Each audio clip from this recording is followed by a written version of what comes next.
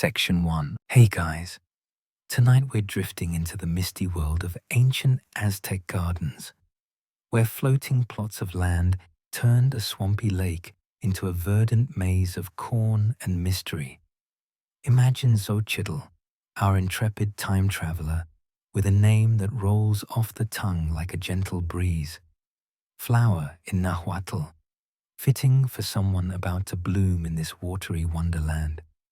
She's just blinked awake on a reed mat, surrounded by the soft lapping of Lake Texcoco's waves against earthen islands that bob ever so slightly, like nature's own waterbed.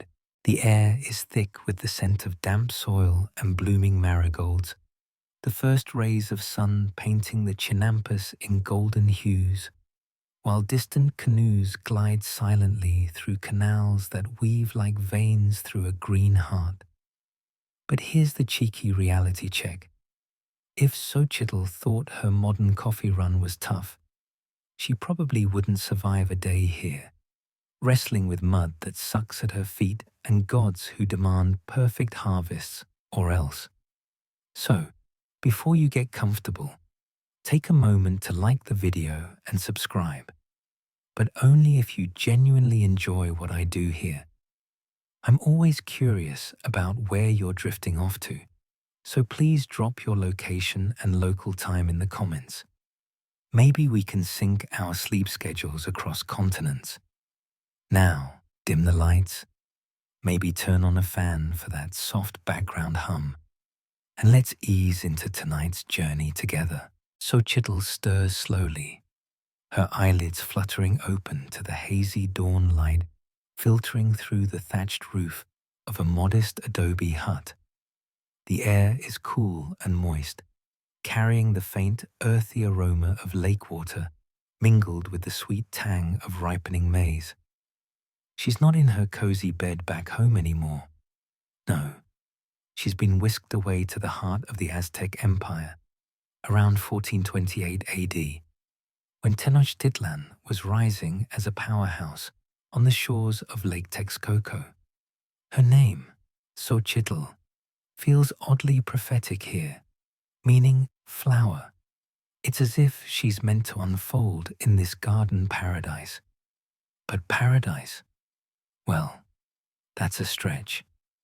As she sits up, rubbing sleep from her eyes, the ground beneath her sways gently, a reminder that this isn't solid earth, but a chinampa, one of those ingenious floating gardens the Aztecs crafted to feed their growing city. The mist hangs low over the water, shrouding the vast network of these man-made islands in a dreamy veil. Xochitl peers out the doorway, her bare feet touching the cool, packed mud floor.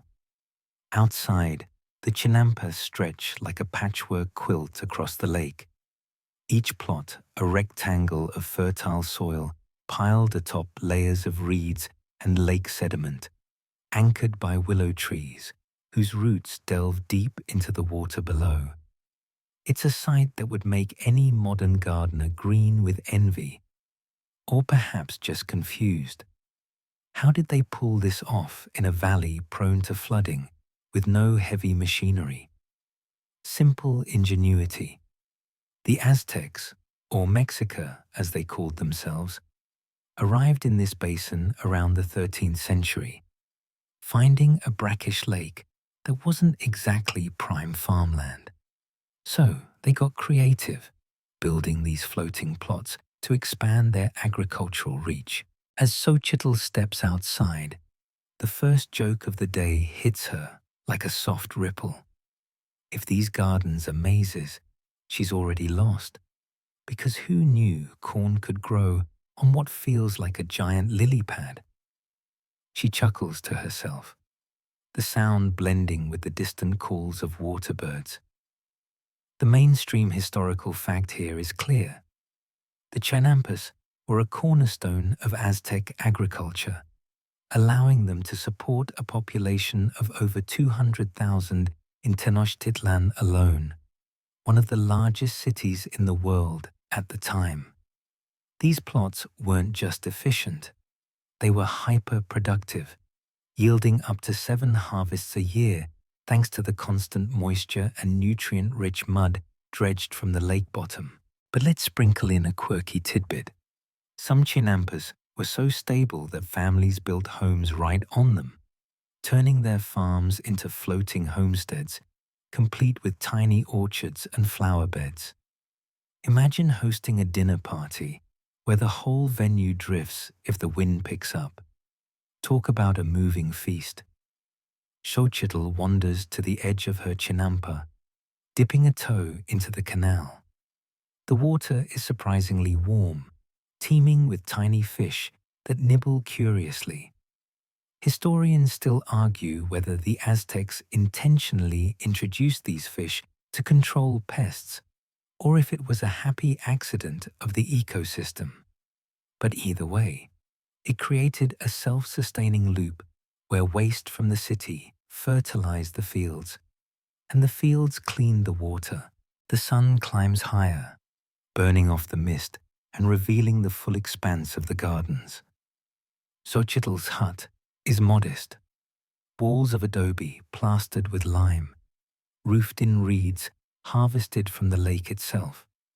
Inside, a small altar holds offerings to Tlaloc, the rain god. Because in this world, farming isn't just about soil. It's a divine pact. She picks up a wooden hoe, its handle worn smooth from generations of use, and heads to the plot. The soil is dark and loamy, perfect for planting. But as she kneels to inspect the young maize shoots, she feels the subtle bob of the island beneath her. It's soothing, almost like being rocked to sleep, but with a sarcastic twist.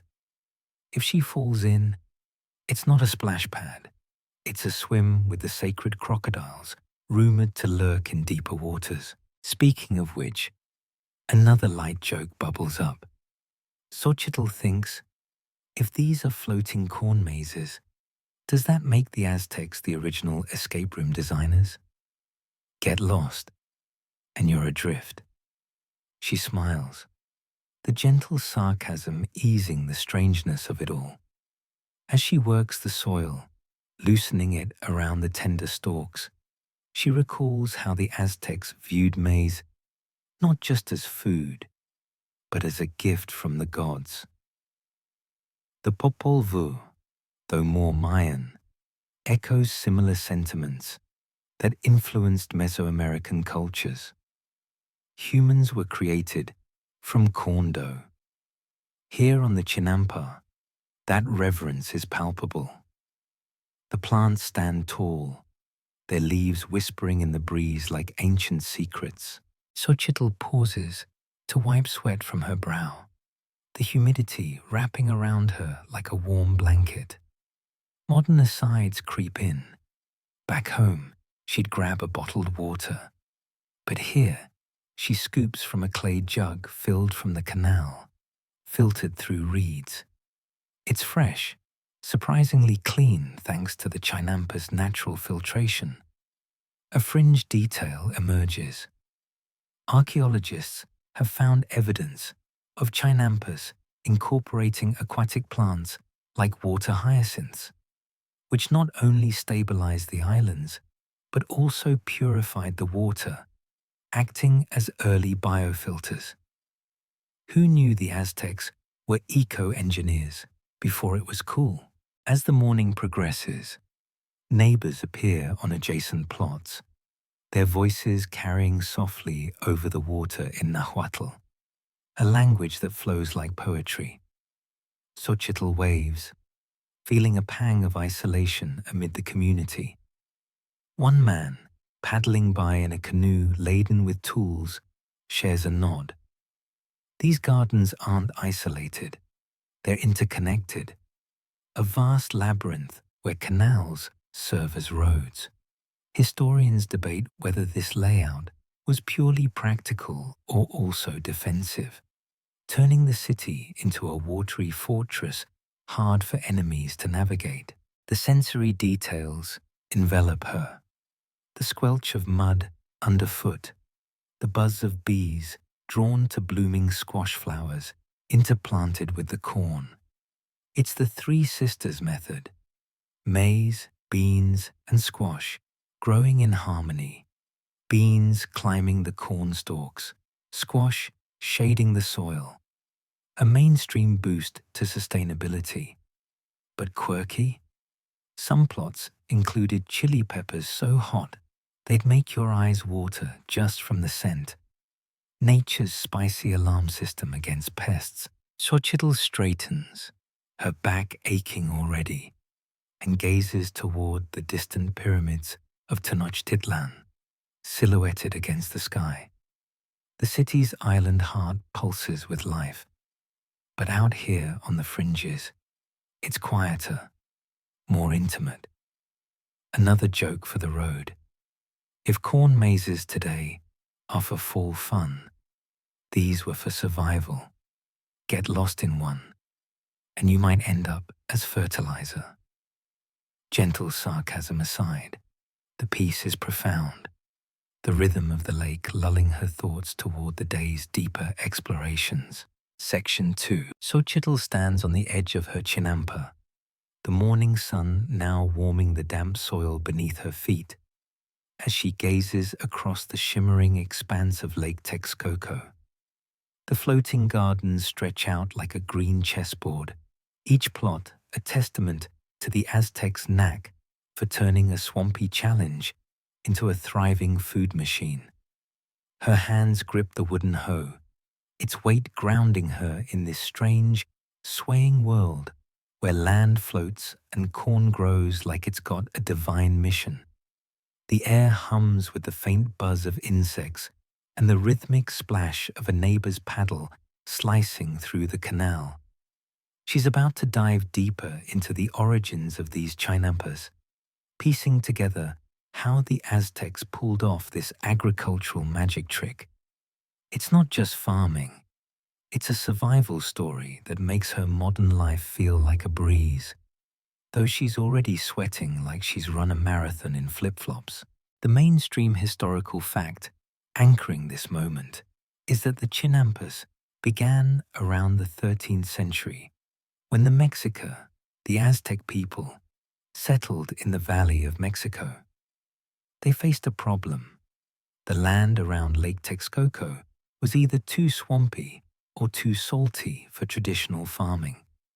So, they got clever, piling lakebed mud and aquatic plants to create these floating islands, each about 100 feet long and 10 feet wide, anchored by willow trees. It was a game changer, turning a near uninhabitable basin into one of the most fertile regions in Mesoamerica.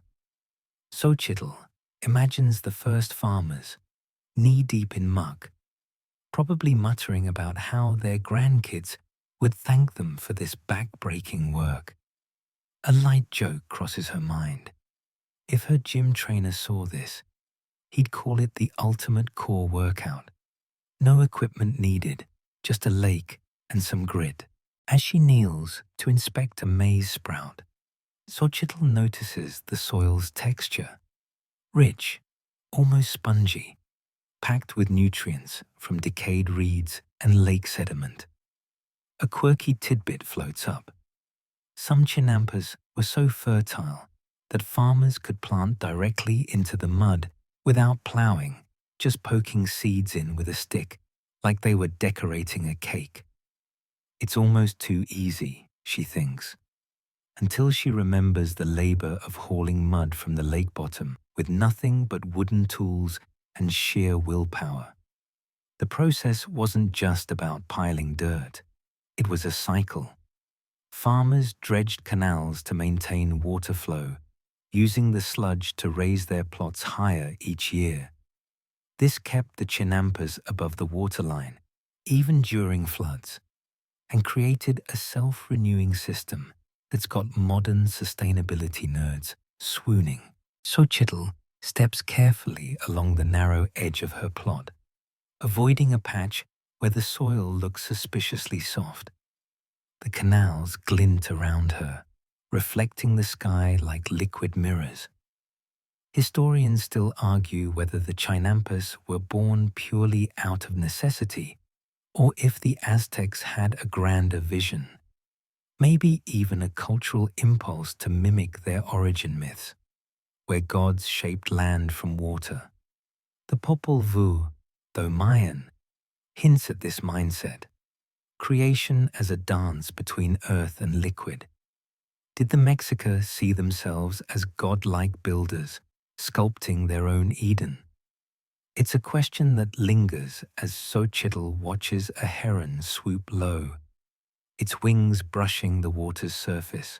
The sensory details pull her back, the squish of mud between her toes, the faint fishy tang of the lake, the rustle of maize leaves swaying like they're gossiping about the weather. She's starting to get why the Aztecs revered this place. It's not just land, it's alive, a pulsing ecosystem where every plant, fish, and bug plays a role. A modern aside creeps in. Back home, she'd be scrolling through a farming app, but here, it's all instinct and observation. No weather forecasts, just the feel of the breeze and the look of the clouds. Another joke bubbles up. Imagine pitching this to a venture capitalist. Invest in my floating farm startup. Zero rent, just dodge the occasional crocodile.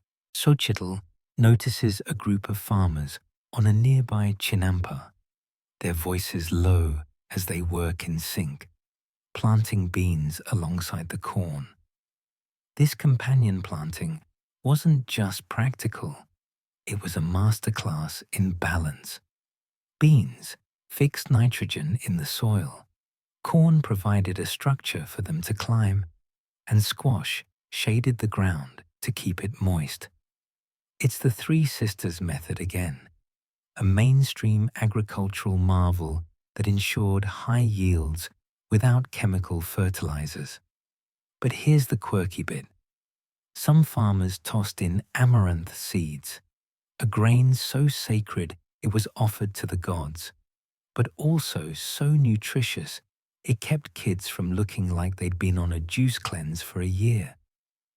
Xochitl tries to picture herself nibbling amaranth porridge and decides it's probably better than her usual cereal. As she moves along the plot, Xochitl spots a willow tree, its roots snaking into the water, anchoring the chinampa like a natural tether. These trees weren't just structural, they were living guardians. Their branches whispering in the wind, their roots holding the island together against the lake's gentle tug. She wonders if the farmers named them, like pets or old friends. The thought brings a smile. She's naming this one Willow Bob for its slightly swaying vibe. The debate among scholars pops up again. Were the willows chosen for their strength or for their spiritual significance? Some say the Aztecs saw them as connectors between earth and water, a nod to their cosmology where boundaries blurred. The sun is climbing now, the heat pressing down like a heavy blanket. Xochitl's tunic sticks to her skin, and she's already dreaming of a nap. But there's work to be done. She kneels again, patting the soil around a young corn plant, feeling its heartbeat in the earth. The Chinampas weren't just farms. They were the backbone of an empire, feeding warriors, priests, and artisans in a city that rivaled European capitals. Yet, for all their brilliance, they were fragile. Too much rain, and they could sink. Too little, and the crops would wither. Xochitl feels the weight of that balance. Her hands dirty, her mind buzzing with the ingenuity of it all.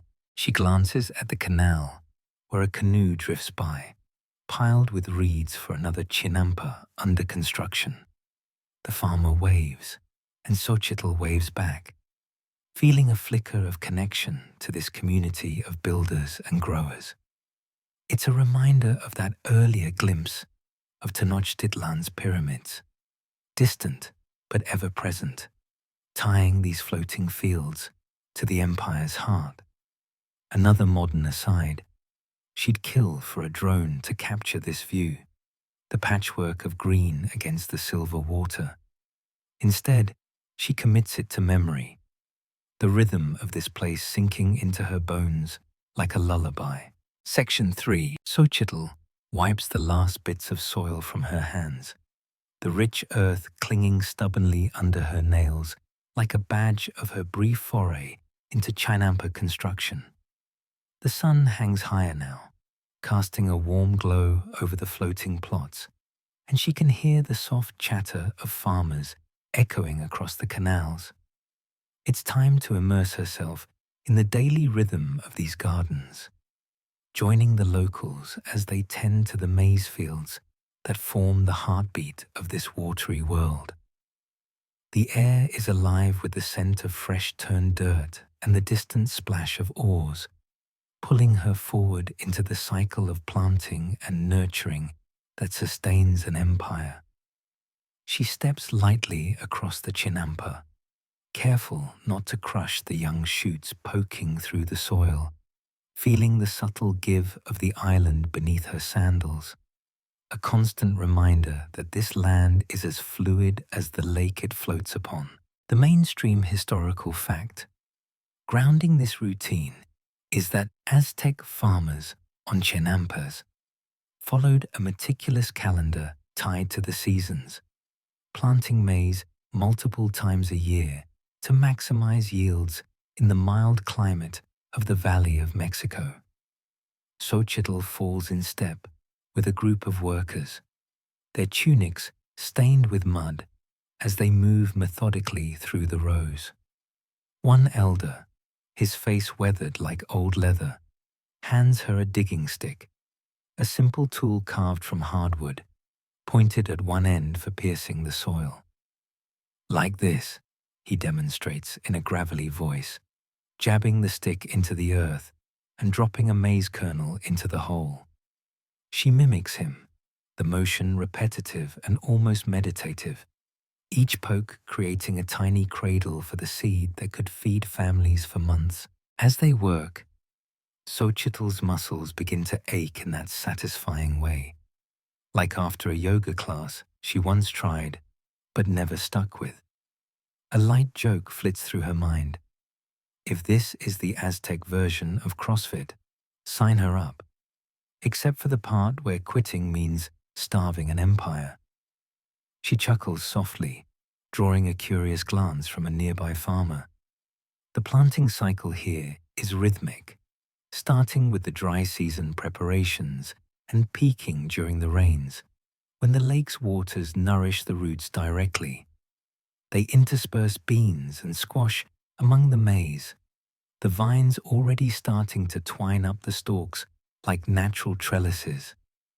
It's efficient, beautiful even, the way the plants support each other in a quiet symbiosis that modern permaculture enthusiasts would applaud. Xochitl pauses to stretch, wiping sweat from her forehead with the back of her hand.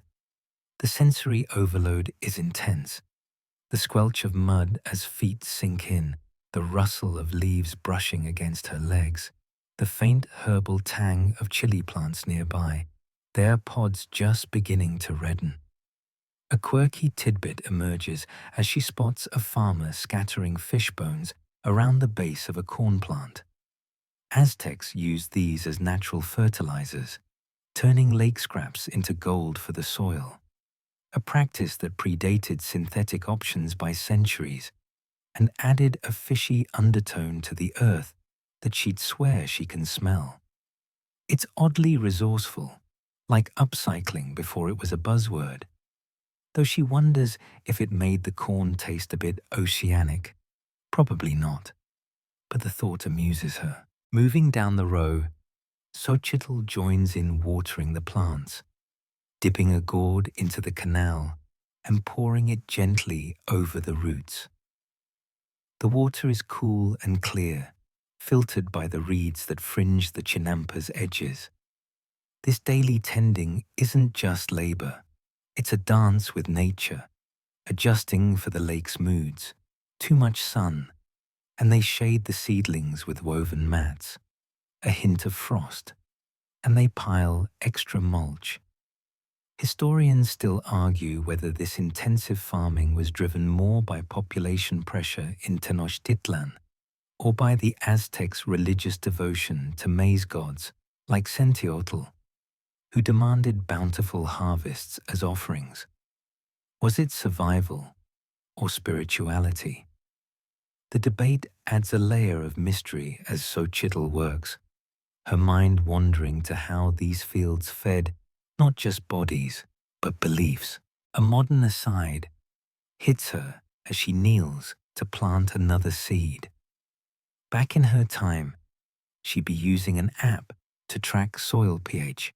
But here, it's all about reading the signs, the color of the leaves, the feel of the dirt. Another joke surfaces. If Chinampus had Yelp reviews, it'd be 5 stars for great views, but watch your step or swim. She smiles, the gentle sarcasm lightening the physical strain. The group moves in unison, their chatter a soothing backdrop, discussing the upcoming rains or the health of a neighbor's plot. Xochitl feels the community's pulse, how these routines bind them, each farmer's success rippling out to the others like waves on the lake. As midday approaches, the heat builds, and they take a brief respite under a willow's shade. Xochitl sips from a clay cup, the water tasting faintly of minerals, refreshing after the morning's toil. The quirky detail sticks with her. Some farmers incorporated flowers like marigolds, not just for beauty, but to attract pollinators, turning the Chinampus into vibrant mosaics that doubled as pest control. It's clever, almost artistic, these bursts of color amid the green rose. She watches a bee dart from bloom to bloom, its hum a tiny symphony in the stillness.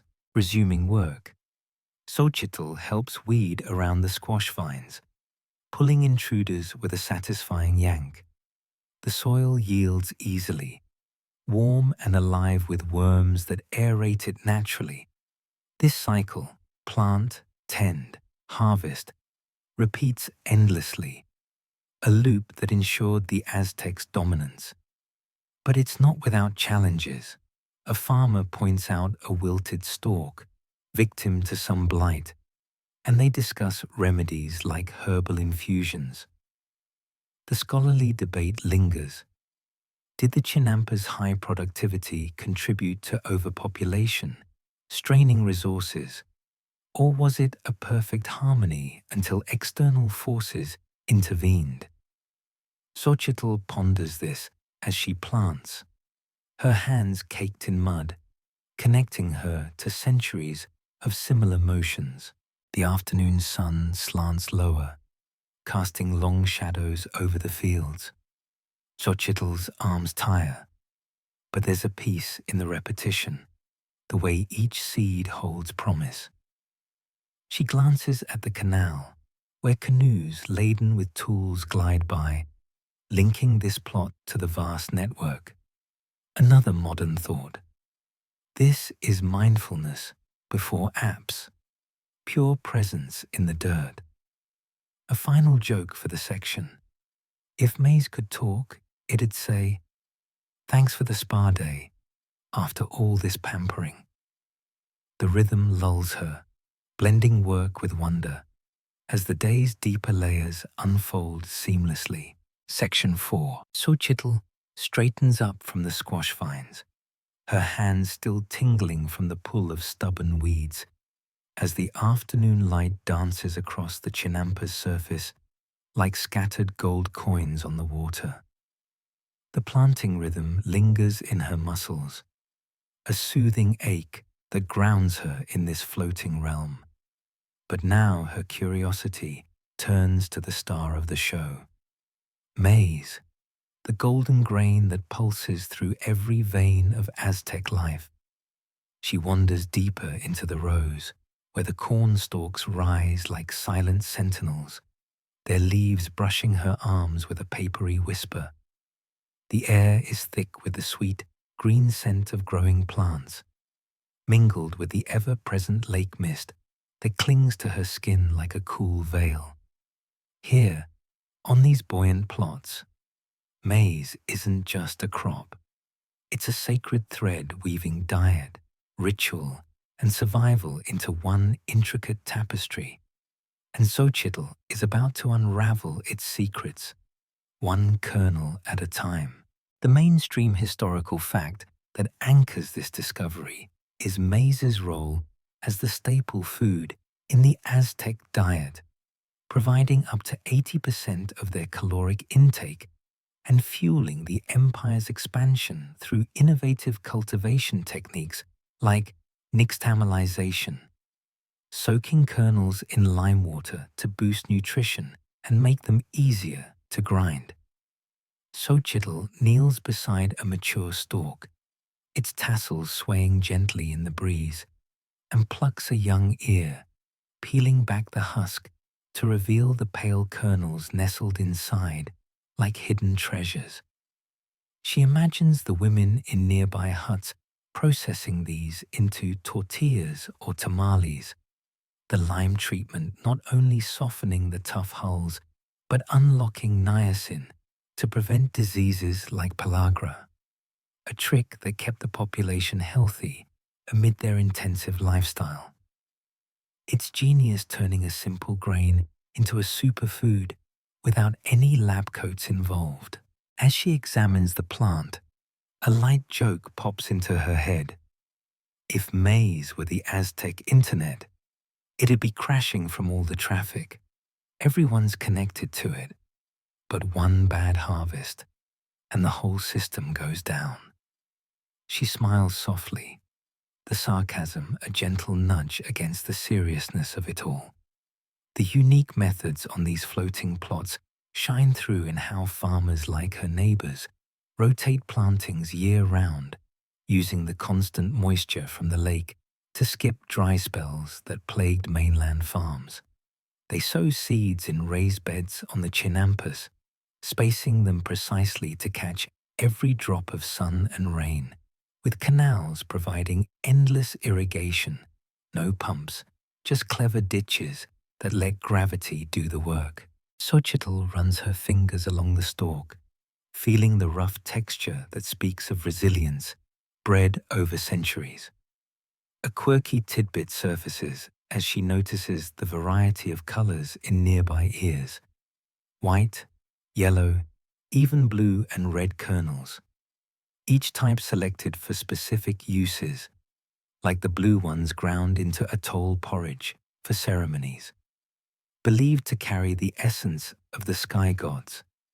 It's almost whimsical, these rainbow cobs popping up from the mud, as if the Aztecs were early artists in genetic diversity, breeding strains for flavor, storage, or even dye. But quirky turns practical. These variations helped resist pests and adapt to the Chinampas microclimates, where one plot might be shadier than another due to a willow's overhang. The sensory immersion deepens, the crunch of husks underfoot, the faint pollen dust tickling her nose, the distant quack of ducks foraging in the canals. Their presence a natural weed control that ties back to the ecosystem's balance. A modern aside drifts in. Xochitl thinks of her grocery store's uniform corn, all cloned perfection, and wonders if it'd survive here without the coddling. Another joke bubbles up. If these stalks could vote, they'd elect the rain god president for life, given how much they depend on those timely showers. She chuckles, the sound blending with the rustle of leaves as she ponders the sacred side. Maize as the body of the gods, with myths telling of Centeotl, the corn deity, sacrificing himself to feed humanity. Farmers whisper prayers while planting, offering blood pricks or copal incense to ensure bountiful ears. Blending agriculture with spirituality, in a way that makes every harvest a holy event. Historians still argue whether the Aztecs' intense maize worship stemmed from its practical dominance in their diet or from deeper cosmological ties, where corn mirrored the cycle of life, death, and rebirth in their rituals. Was it economics or eternity driving the devotion? Xochitl feels the pull of both as she stands, brushing pollen from her tunic. The floating plots amplify this sanctity.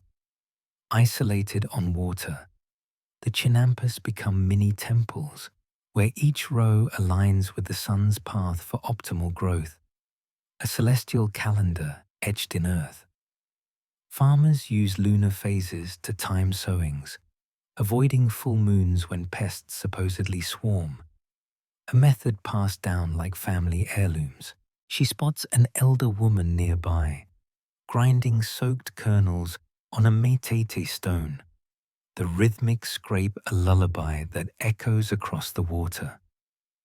Xochitl approaches, drawn by the nutty aroma rising from the masa dough, and the woman shares a morsel, soft, earthy, with a hint of lime that tingles on her tongue.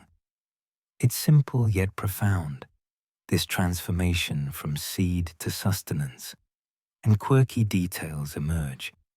Some families mix in ground insects for protein, like chapulins, turning bugs into a crunchy boost that'd make modern protein bars jealous. But it's the unique floating adaptation that fascinates. Chinampas allow for year-round cropping by draining excess water through slits, preventing root rot in ways mainland fields couldn't match. The sun dips a fraction, lengthening shadows over the stalks, and Xochitl feels a sleepy cadence settle in, the repetitive motions and soft lake laps inviting drowsiness. Another modern thought. She'd pay for this as a wellness retreat, minus the divine expectations. A third joke for balance. If corn gods played favorites, these floating mazes would be their VIP lounge. All access to water views. She lingers, absorbing the secrets. How selective breeding created drought-resistant varieties suited to the lake's salinity, or how companion plants like beans climb the stalks for mutual support. A natural ladder system that's eco-engineering at its finest. As the light softens, Xochitl reflects on Maze's dual life, mundane meal and mythic miracle, woven into the Chinampa's fabric. The debate lingers, but the evidence is in the soil, the stalks, the satisfied hum of the community. She steps back, ready for the next wave, the sacred grains whispering promises of deeper insights amid the gentle sway. Section 5. Xochitl lingers among the maize stalks a moment longer, the pollen dusting her fingers like fairy powder from some ancient tale, before the call of the canals draws her away from the solid embrace of the Chinampa. The sun hangs midway in the sky now, its warmth coaxing ripples across the water that mirror the intricate web of waterways stretching before her. She spots a slender canoe tied to a willow root, its hull carved from a single cedar log, bobbing invitingly as if whispering an adventure. It's time to navigate these liquid roads, paddling through the maze that connects the floating gardens like veins in a vast living organism. The air carries the faint splash of distant oars and the murmur of farmers bartering across the channels, pulling her toward the vessel with a sense of quiet excitement. She unties the rope, steadying herself as she steps in, the canoe dipping slightly under her weight. A gentle rock that feels like the lake's own heartbeat welcoming her aboard. The mainstream historical fact guiding this watery journey is that the Aztecs relied on an extensive canal system over 100 miles long in the Valley of Mexico, for transportation, irrigation, and trade, with canoes serving as the primary vehicles to move goods and people efficiently in a city built on water. Xochitl grips the paddle, a smooth wooden shaft worn by countless hands, and pushes off from the Chinampa's edge. The canoe glides forward, slicing through the calm surface with barely a ripple, the water parting like silk.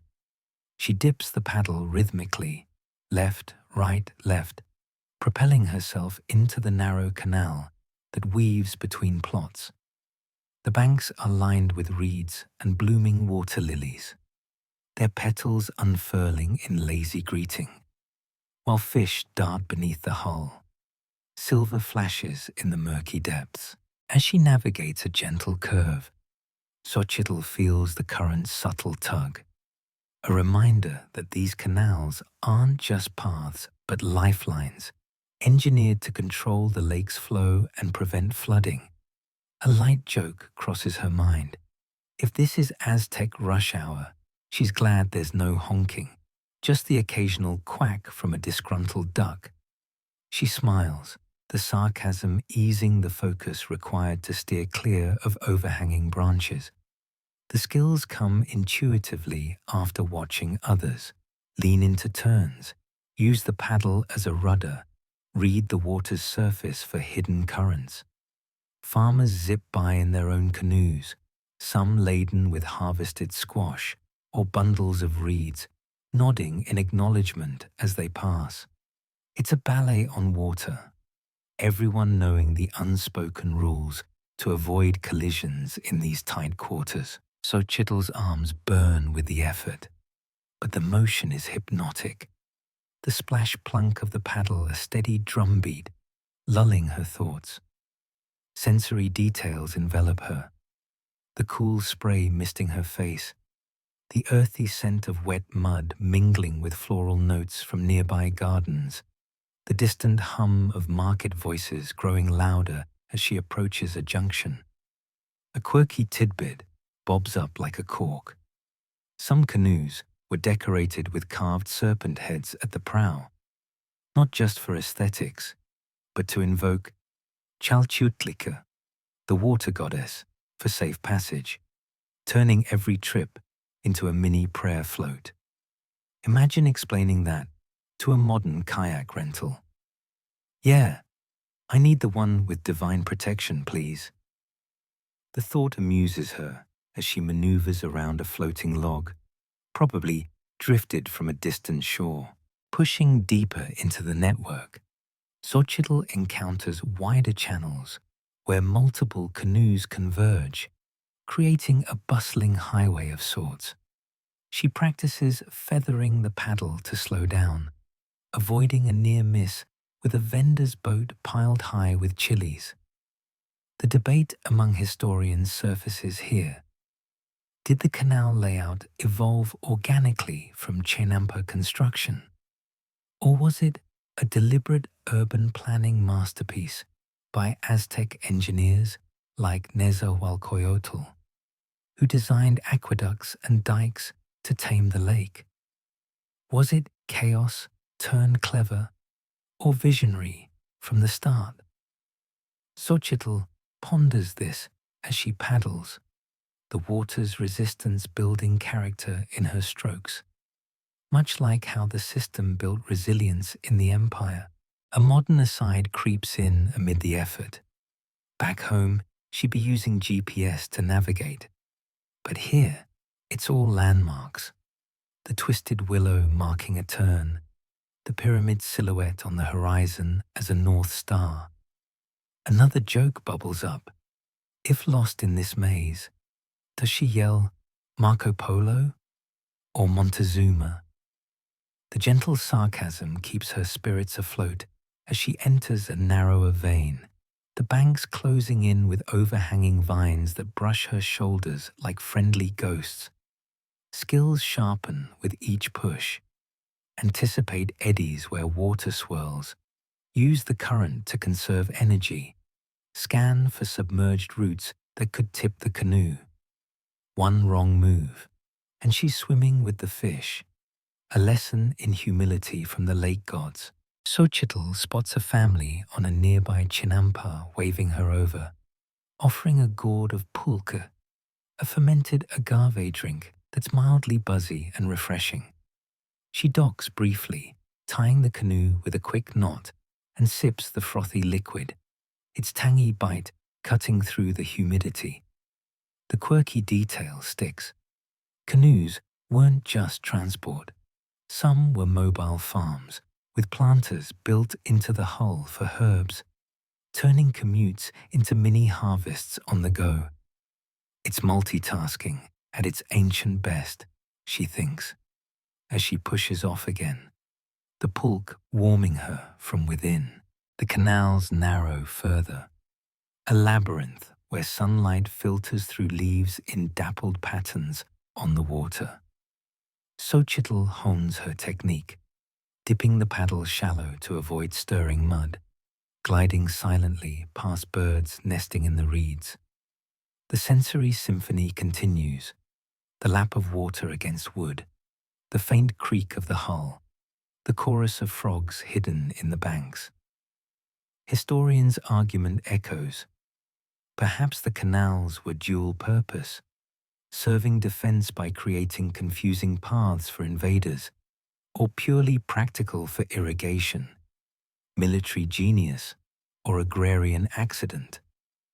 She leans into a sharp turn, the canoe responding like an extension of her body, the skills embedding themselves in muscle memory. As evening hints approach, the light turning amber, Xochitl navigates back toward her starting point, the maze feeling less intimidating now. A third joke for the paddle. If these waterways had tolls, it'd be 1 maze ear per mile. Fair trade for the views. She chuckles, the sound carrying over the water, blending with the day's fading hum. The connection to the chinampas deepens. Without these skills, the gardens would be isolated islands. But with them, they're a thriving network.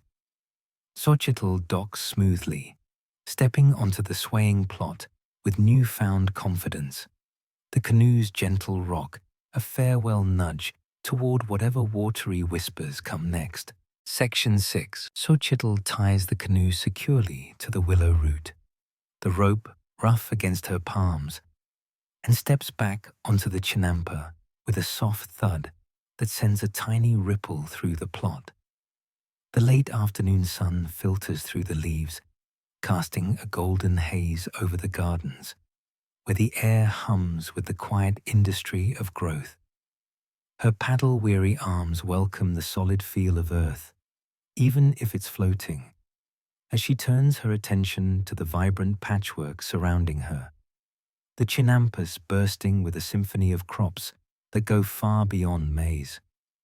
It's a living mosaic, where colors and textures intermingle in ways that sustain not just bodies, but an entire empire. And Xochitl is ready to observe this biodiversity up close, wandering the rows like a guest in nature's buffet. The scents shift from the watery freshness of the canals to the earthy richness of blooming plants, drawing her deeper into the variety that made these gardens legendary. The mainstream historical fact illuminating this verdant display is that Aztec chinampas supported an astonishing array of crops, over 20 types, including beans, squash, tomatoes, chilies, and amaranth, through polyculture techniques that maximized space and soil health in the limited plots.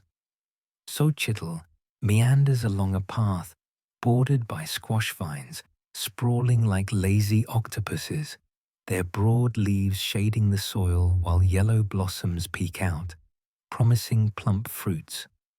Nearby, bean tendrils curl up maize stalks in a natural embrace, fixing nitrogen to enrich the earth without any synthetic help. She spots tomatoes ripening in clusters, their red skins taut and glossy, alongside chilies hanging like fiery ornaments, ranging from mild green to scorching scarlet. This companion planting isn't random.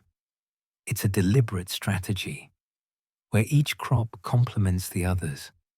Squash suppresses weeds, beans nourish the soil, and maize offers structure, creating a self-regulating system that yields abundantly year-round. As she kneels to touch a squash leaf, velvety and cool under her fingers, a light joke drifts in. If these plants were a band, maize would be the lead singer. But squash is the bassist keeping everything grounded. Without it, the show falls apart. She grins, the sarcasm a whisper against the garden's hush. The variety sustains the empire by providing balanced nutrition.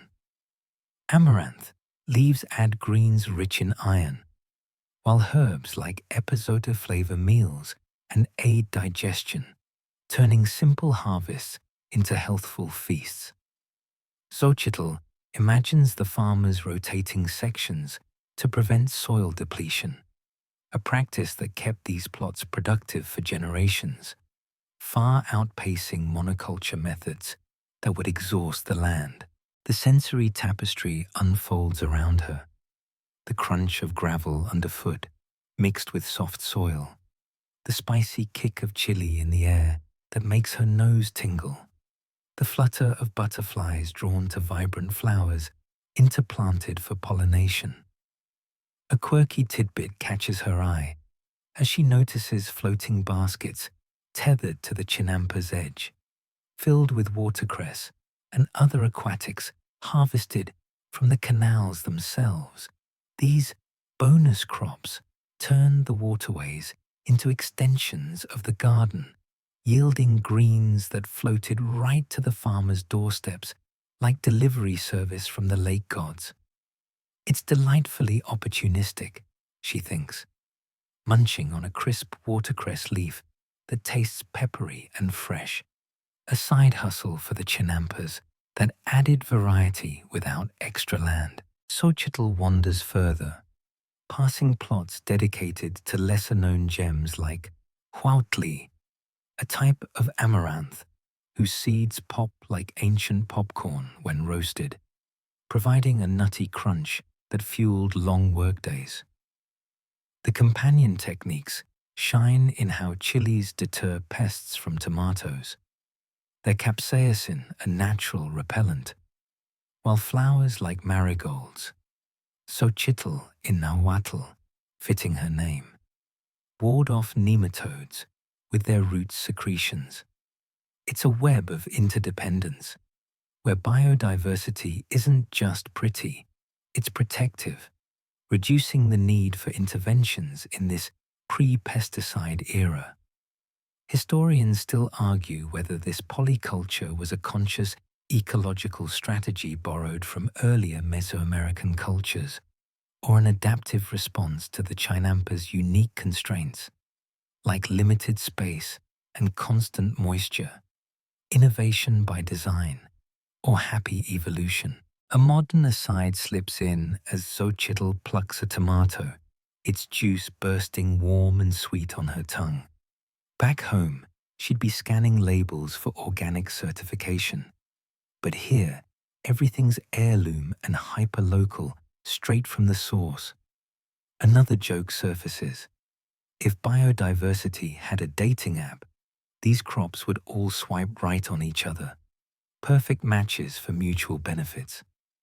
She chuckles, the sound lost in the rustle of wind through the leaves, as she observes a farmer interplanting herbs like cilantro and epazote among the vegetables, their aromas blending into a herbal symphony that repels insects while enhancing flavors for the evening meal.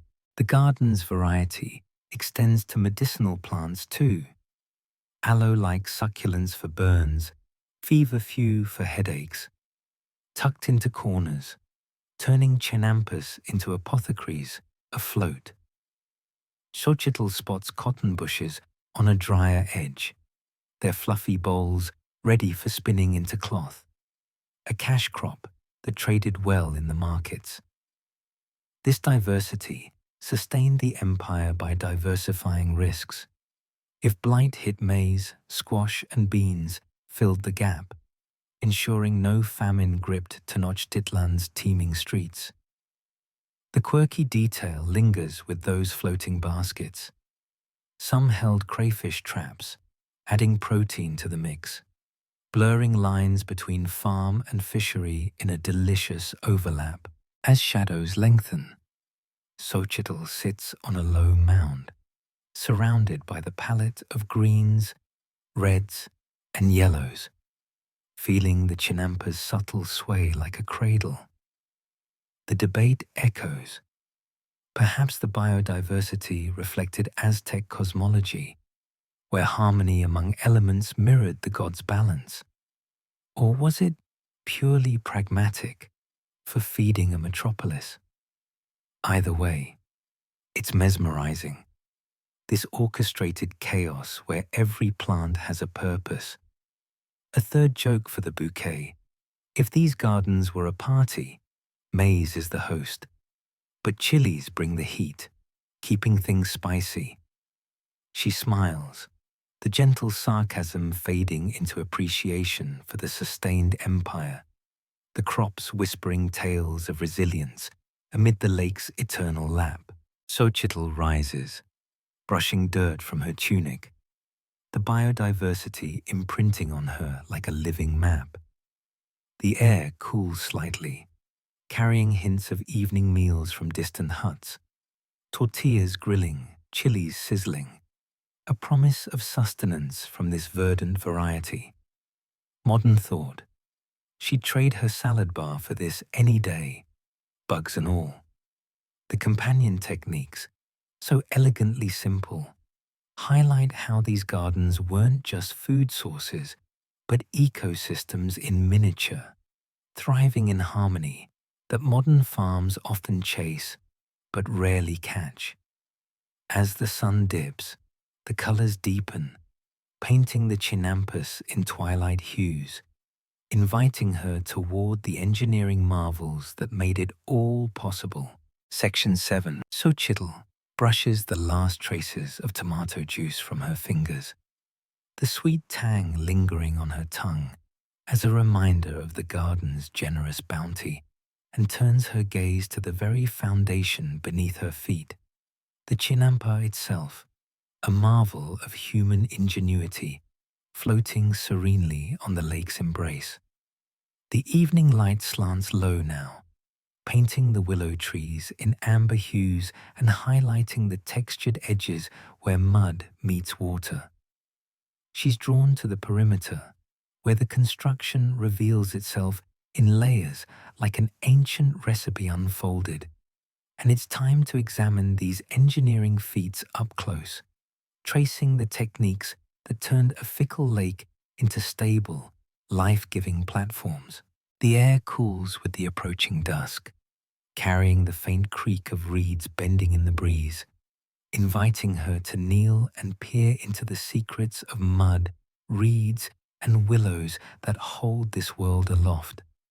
Her hands sink into the soft border soil, connecting her directly to the craftsmanship that defies gravity and time.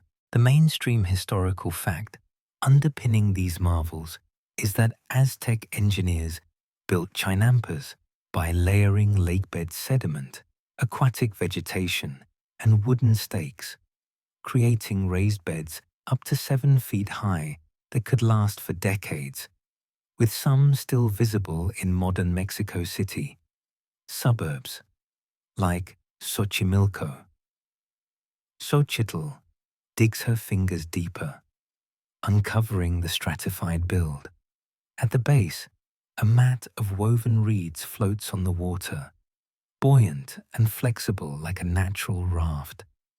Above that, layers of mud dredged from the canals, rich with nutrients and compacted by foot traffic over time. She marvels at the process. Farmers would stake out rectangular areas in shallow lake sections, driving ahuejote willow posts into the bottom to anchor everything, then pile on the materials in a methodical build-up that resembled stacking a giant, earthy cake. No blueprints, just generational knowledge passed like sacred law, ensuring each chinampa could support not just crops, but homes, paths, and even small shrines. As she traces a willow root snaking into the water, thick and gnarled like an old rope, a light joke whispers through her thoughts. If these platforms were a house party, the willows are the bouncers, keeping everything from floating away or crashing uninvited. She smiles faintly, the sarcasm a gentle counterpoint to the awe bubbling inside. The techniques were precise. Reeds were harvested in bundles, twisted into mats that distributed weight evenly, preventing sinkage during heavy rains. Mud was hauled in canoes, scooped by hand or with wooden scoops, then tamped down with feet in a communal dance that bonded neighbors. Willows, fast-growing and resilient, were planted along the edges, their roots forming a living net that bound the soil and purified the water, turning potential erosion into stability. It's engineering without steel or cement, relying on nature's materials in a harmonious loop. Xochitl stands and walks the length of the chinampa, feeling the subtle flex under her steps, a testament to the reed's buoyancy that absorbs shocks like built-in shock absorbers. The sensory details immerse her, the squishy give of the edge where water seeps up, the rough bark of willows scratching her palm as she steadies herself, the faint, vegetative scent of decaying reeds that somehow smells fresh, like renewal in progress. A quirky tidbit emerges as she notices notches in the willow trunks. Some farmers carved symbols into them, perhaps talismans to invoke Tlaloc for rain, or marks to measure water levels, turning trees into both anchors and calendars in a whimsical fusion of function and folklore. Imagine your garden fence doubling as a diary. It's charmingly practical, she muses, running her finger over a faded glyph that could be a serpent or a wave. The construction wasn't static. Chinampas required maintenance, with farmers adding fresh mud annually to combat subsidence, a ritual that kept the platforms rising like slow-motion elevators. Xochitl envisions the building crews, men and women wading waist-deep, laughing through the labor as they slung mud and wove reeds, their efforts creating islands that expanded Tenochtitlan's footprint without conquering new land. Historians still argue whether these techniques originated with the Aztecs or were adapted from earlier lake-dwelling cultures like the Toltecs, who might have pioneered similar methods, innovation or inheritance, a debate that adds layers to the mud she now kneads between her fingers. A modern aside floats in as Xochitl experiments by pressing a reed mat sample. Back home, this would be a DIY tutorial gone viral. But here, it's Survival 101 without safety nets. Another joke surfaces. If willows could talk, they'd complain about root rot from all the wet feet. But hey, job security in a lake city. She chuckles softly, the sound mingling with the lap of water against the base. The stable platforms allowed for intensive use. Some chinampas spanned acres, connected by bridges of lashed logs, forming neighborhoods afloat where families lived year-round. The engineering extended to drainage slits cut into the sides, letting excess water escape while retaining moisture. A passive system that predated modern hydroponics by centuries. Xochitl spots a group repairing a sagging edge, piling fresh sediment with rhythmic slaps, Their tools, simple scoops and baskets woven from the same reeds they harvest. She joins in tentatively, hefting a basket of mud that's heavier than it looks, spilling a bit into the canal where it clouds the water briefly. The quirky detail delights her. Archaeological finds show Chinampas incorporated volcanic ash for extra fertility, sourced from nearby eruptions, turning natural disasters into soil boosters like opportunistic alchemists.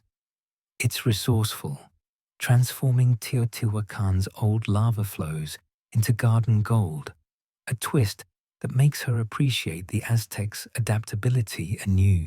The sun edges lower, casting long shadows that dance on the water, and Xochitl feels the Chinampa's stability in her core, the willow's roots creating an underwater web that resists currents, the reeds providing flotation like organic styrofoam. The scholarly debate lingers. Perhaps the design was hydraulic mastery, with canals doubling as flood controls, or more about agricultural efficiency, defensive or dietary priority. Either way, it's brilliant, these platforms enduring seasons and storms through clever layering. A third joke for the build. Mud, reeds, and willows walk into a bar. The bartender says, "You guys look stable." And they reply, "We've got roots." She grins, the gentle sarcasm fading into respect for the hands that crafted this. Xochitl steps back, surveying the Chinampa's sturdy form, the engineering a silent symphony of sustainability. The air hums with evening insects, the willows whispering as if sharing secrets of their strength. Modern reflection. She'd frame this as eco-architecture, but here, it's just home. The techniques, layering for longevity, anchoring for assurance, reveal a people in tune with their environment, building not against the lake, but with it. As twilight deepens, the marvels unveiled prepare her for the rituals that honor this crafted world. The platform's a stage for seasonal ceremonies ahead. Section 8. Xochitl lingers at the Chinampa's edge, a moment longer. The willow's bark still rough under her palm, like a whispered promise of stability, before the first hints of twilight draw her toward the heart of the plot, where farmers gather in quiet anticipation. The air thickens with the scent of incense and ripening maize, the sun dipping low to paint the gardens in soft oranges and purples that blend with the lake's reflective sheen. It's harvest time, the maize ears heavy and golden, ready for gathering, and Xochitl finds herself pulled into the gentle ceremonies that honor the gods for this bounty. A ritual as old as the Chinampas themselves, blending gratitude with the rhythm of the seasons. Voices murmur in Nahuatl, low and melodic, as neighbors assemble with baskets and obsidian knives, their faces illuminated by flickering torches lashed to willow branches. She joins the circle, the swaying island beneath her feet sinking with the collective breath of the group, ready to participate in these soothing rites that turn reaping into reverence. The mainstream historical fact weaving through this ceremony is that Aztec harvest rituals, tied to the 260-day Tonalpohualli calendar, involved offerings to deities like Xilonen, the young maize goddess, to ensure continued fertility, with communities performing dances and chants during the Ochpanistli festival in September to celebrate the maize's maturity. Xochitl stands among the farmers, a woven basket in hand, as an elder priestess begins the rite with a soft invocation, sprinkling copal resin onto a small brazier where it smokes lazily, filling the air with a resinous, pine-like aroma that calms the mind like nature's own aromatherapy. They move to the maze rose, each participant selecting an ear with care, whispering thanks to Sentiotl before slicing it free with a gentle twist. Xochitl mimics the motion, the husk peeling back smoothly to reveal kernels plump and perfect, a testament to the season's success. The group forms a line, passing the harvest hand to hand in a chain that feels like a living prayer. Their movements slow and deliberate, honoring the cycle from seed to sustenance. As the first ears fill the baskets, Xochitl feels the ritual's pull, a meditative flow where each cut and whisper lulls her deeper into the moment. A light joke flickers in her thoughts. If harvest gods were food critics, this maze would get 5 stars, tender, juicy, and divinely approved. No reservations needed. She suppresses a smile, the sarcasm a soft undercurrent to the solemnity. The ceremonies are gentle, no grand spectacles but intimate acts, sprinkling blood from pricked fingers onto the soil as fertilizer for the gods, or burying the first ear back into the earth as a seed offering, ensuring the next cycle's promise. Drums made from hollow logs provide a faint, rhythmic heartbeat, syncing with the lake's lap, while chants rise like mist, praising the rain and sun for their growth partnership. Xochitl kneels to bury her offering, the soil cool and welcoming around the maize ear, its kernels a golden sacrifice. Sensory immersion deepens, the crackle of the brazier, the sweet corn scent mingling with smoky copal, the soft thud of baskets filling like a harvest lullaby. A quirky tidbit arises as the priestess ties colorful feathers to a willow branch, creating a makeshift altar. Some rituals included maize dolls, fashioned from husks and adorned with tiny jewels, paraded around the chinampa before being fed to the lake as thanks to the water spirits. A playful yet profound way to personify the crop, like dressing up your dinner for a farewell party. It's endearing, she thinks, imagining kids giggling as they craft these effigies, blending fun with faith in a tradition that humanizes the divine. The group circles the altar now, hands linked in a chain that sways with the island, chanting softly about the maze's journey from underworld roots to sky-reaching stalks. Xochitl joins the words as best she can, the Nahuatl flowing like poetry, evoking images of gods emerging from corn dough to shape humanity. This ties to the Popol Vuh influences, where creation mirrors the harvest, life from grain, renewed each season. Historians still argue whether these rituals were primarily agricultural insurance, placating gods to avert famine, or social glue, fostering community bonds in a floating society where isolation could creep in like lake fog, practical piety or communal catharsis. A modern aside drifts in as Xochitl dances a simple step, feet padding the soil. Back home, harvest might mean a pumpkin spice latte, but here it's a full sensory Thanksgiving without the turkey. Another joke bubbles up. If maize gods hosted a talent show, these chants would win for best original score, no auto-tune required. She chuckles inwardly, the gentle sarcasm blending with the chant's cadence. The ceremonies extend to sharing the first tastes. Roasted kernels passed around, their warm, nutty flavor bursting on her tongue, seasoned with chili and lime in a precursor to a lote that feels timelessly delicious. Women weave husks into mats during lulls, their fingers flying in patterns that tell stories of past bounties, while men prepare offerings of pulque, the fermented drink poured libations into the canals to nourish the water deities. As night deepens, torches flicker brighter, casting dancing shadows over the gathered faces, etched with quiet joy.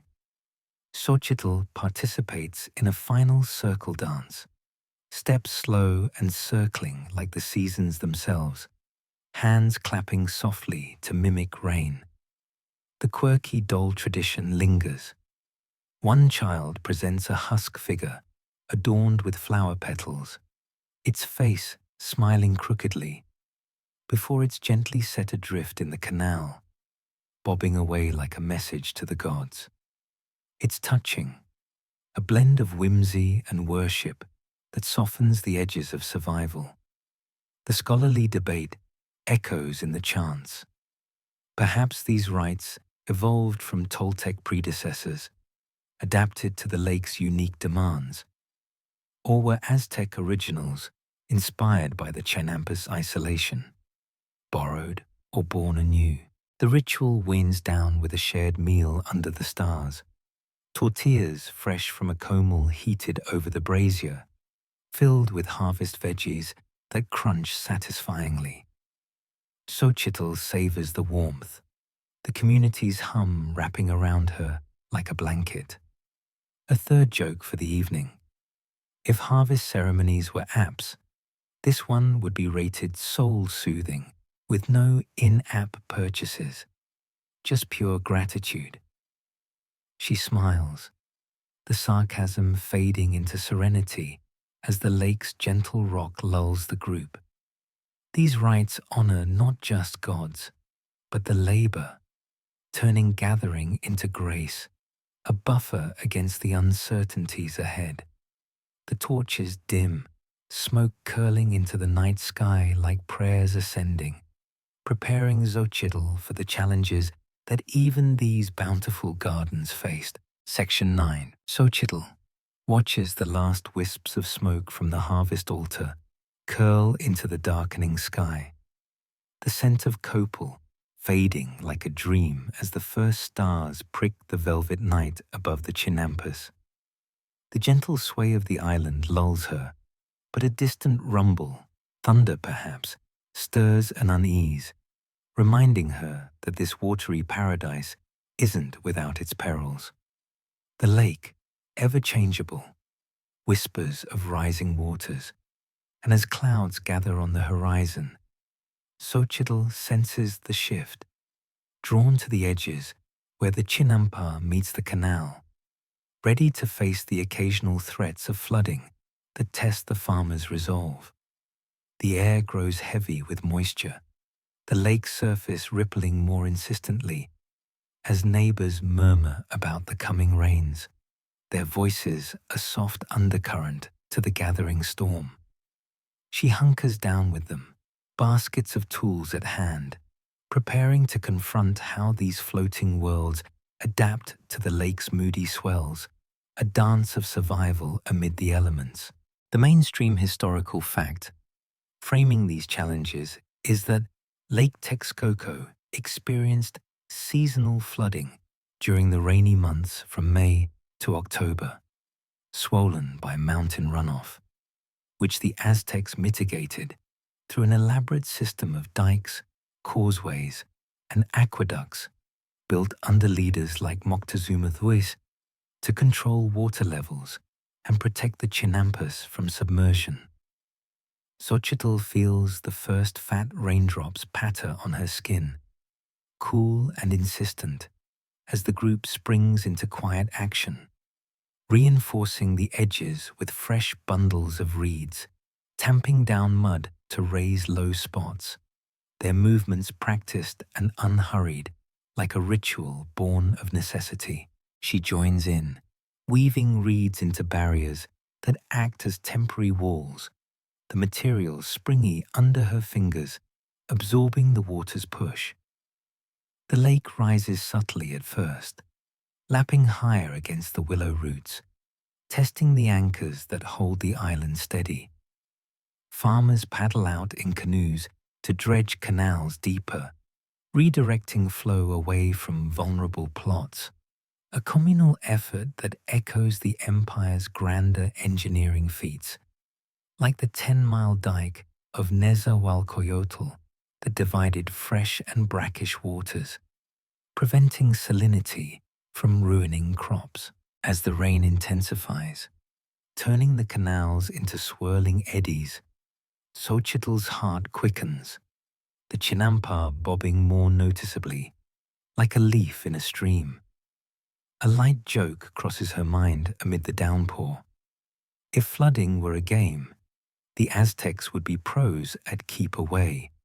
From the water, that is, with dikes as their MVP. She bites back a grin, the sarcasm a brief shield against the wet chill seeping through her tunic. Adaptation is key. When waters rise too high, farmers harvest prematurely or relocate seedlings to higher ground on the Chinampa, using woven mats as floating rafts for delicate plants. Willows play hero again, their roots swelling to grip tighter, while excess water is baled with gourds in a rhythmic scoop and toss that splashes back into the lake. Xochitl bails alongside an elder, the gourd heavy with water, her arms aching, but the motion meditative, turning threat into teamwork.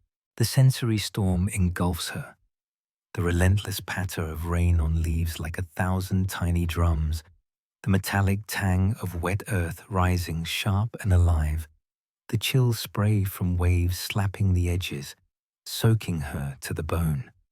A quirky tidbit surfaces as she spots a farmer tying empty gourds to the Chinampa's perimeter for extra buoyancy, a clever hack that turns household items into life preservers for the plot. Imagine your garden wearing floaties during a flood, a whimsical yet vital trick passed down to Bob through the worst swells without sinking. It's ingeniously simple, she thinks, knotting her gourd with numb fingers, the hollow thunk against the wood, a reassuring sound amid the chaos. But flooding isn't just inconvenient. It can erode soil, wash away seeds, or contaminate fields with brackish overflow, demanding constant vigilance. Xochitl pauses to help shore up a sagging corner, piling mud from a basket, the sludge cold and sticky like nature's glue.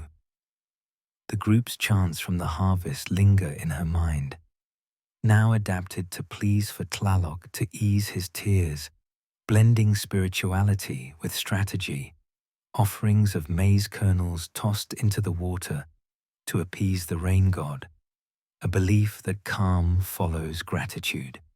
Historians still argue whether these floods were primarily natural cycles amplified by the valley's geography or worsened by Aztec deforestation for Chinampa materials, which increased runoff and erosion, environmental feedback, or inevitable weather. The debate adds tension as the water creeps higher, lapping at her ankles, forcing the group to higher ground on the plot. A modern aside slips in through the rain. Back home, she'd check a weather app and bunker down with snacks. But here, it's all about reading cloud bellies and wind shifts, no radar required. Another joke bubbles up. If lake levels had a mood ring, it'd be permanently stuck on moody, with farmers as the therapists coaxing it back to calm. She laughs softly, the sound drowned by thunder, as lightning forks the sky, illuminating the vast network of Chinampas bobbing like corks in a tub. Adaptation shines in innovations like raised walkways lashed between plots, allowing safe passage during high water, or using canoes as bridges when canals overflow. Xochitl clambers onto one such walkway, the lashed logs creaking underfoot, connecting her to neighboring islands where similar efforts unfold, a web of resilience against the deluge. The quirky gourd floaties prove their worth as the Chinampa lifts slightly with the rising lake, the added buoyancy keeping it afloat without tipping. Xochitl marvels at the foresight. Farmers who had pre-positioned them based on monsoon patterns tracked by the Tonalpohualli calendar, aligning defenses with celestial cues. The rain eases to a drizzle, the threat receding as quickly as it came, leaving the air fresh-washed and the canals swollen but navigable. She helps drain pooled water with scooped hands, the group sharing relieved nods, their soaked clothes clinging like second skins. The scholarly contention echoes in the aftermath. Perhaps human activity, like over-dredging exacerbated floods, creating a cycle of build and repair that strained resources. Or was it masterful management that sustained the system for centuries? Hubris, or harmony with nature? Night fully claims the sky, stars peeking through ragged clouds, and Xochitl wrings out her tunic, the chill seeping deeper, but the victory warm in her chest. A third joke for the soak. Flooding gods must be jealous of the Chinampas. Try as they might to sink them, these islands just keep popping back up like stubborn boys. She smiles wearily, the gentle sarcasm fading into admiration for the adaptations. Reinforced edges with stone from distant quarries, or planting flood-tolerant crops like water lilies in buffer zones. These threats, faced and foiled, underscore the fragility beneath the fertility, a balance as precarious as the floating plots themselves. The lake calms, its surface mirroring the stars like scattered jewels, lulling the gardens back to peace as Xochitl anticipates the trade that flows from this resilient bounty. Section 10. Xochitl shakes off the last droplets from the flood's aftermath, her tunic still damp against her skin like a persistent memory of the lake's temper, as the morning sun breaks through the clouds to dry the Chinampas in a steamy haze. The air freshens with the scent of wet earth and revived greenery, the gardens resilient as ever, their crops glistening like jewels after the rinse.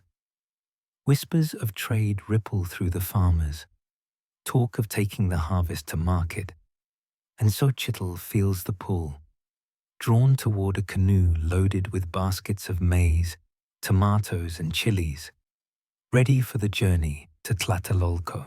The canals beckon again, now calm mirrors reflecting the blue sky as she helps push off, the vessel gliding toward the bustling heart of commerce where Chinampa produce meets the empire's hunger.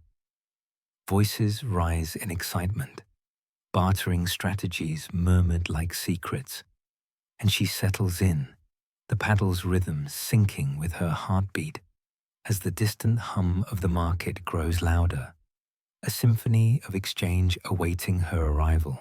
The mainstream historical fact bustling through this scene is that the Tlatelolco market, one of the largest in the Americas, hosted up to 60,000 people daily in the 15th century, where Chinampa farmers bartered their fresh produce for goods from across the empire, from feathers and jade to slaves and spices, under a system regulated by Pochteca merchants and imperial overseers to ensure fair trade.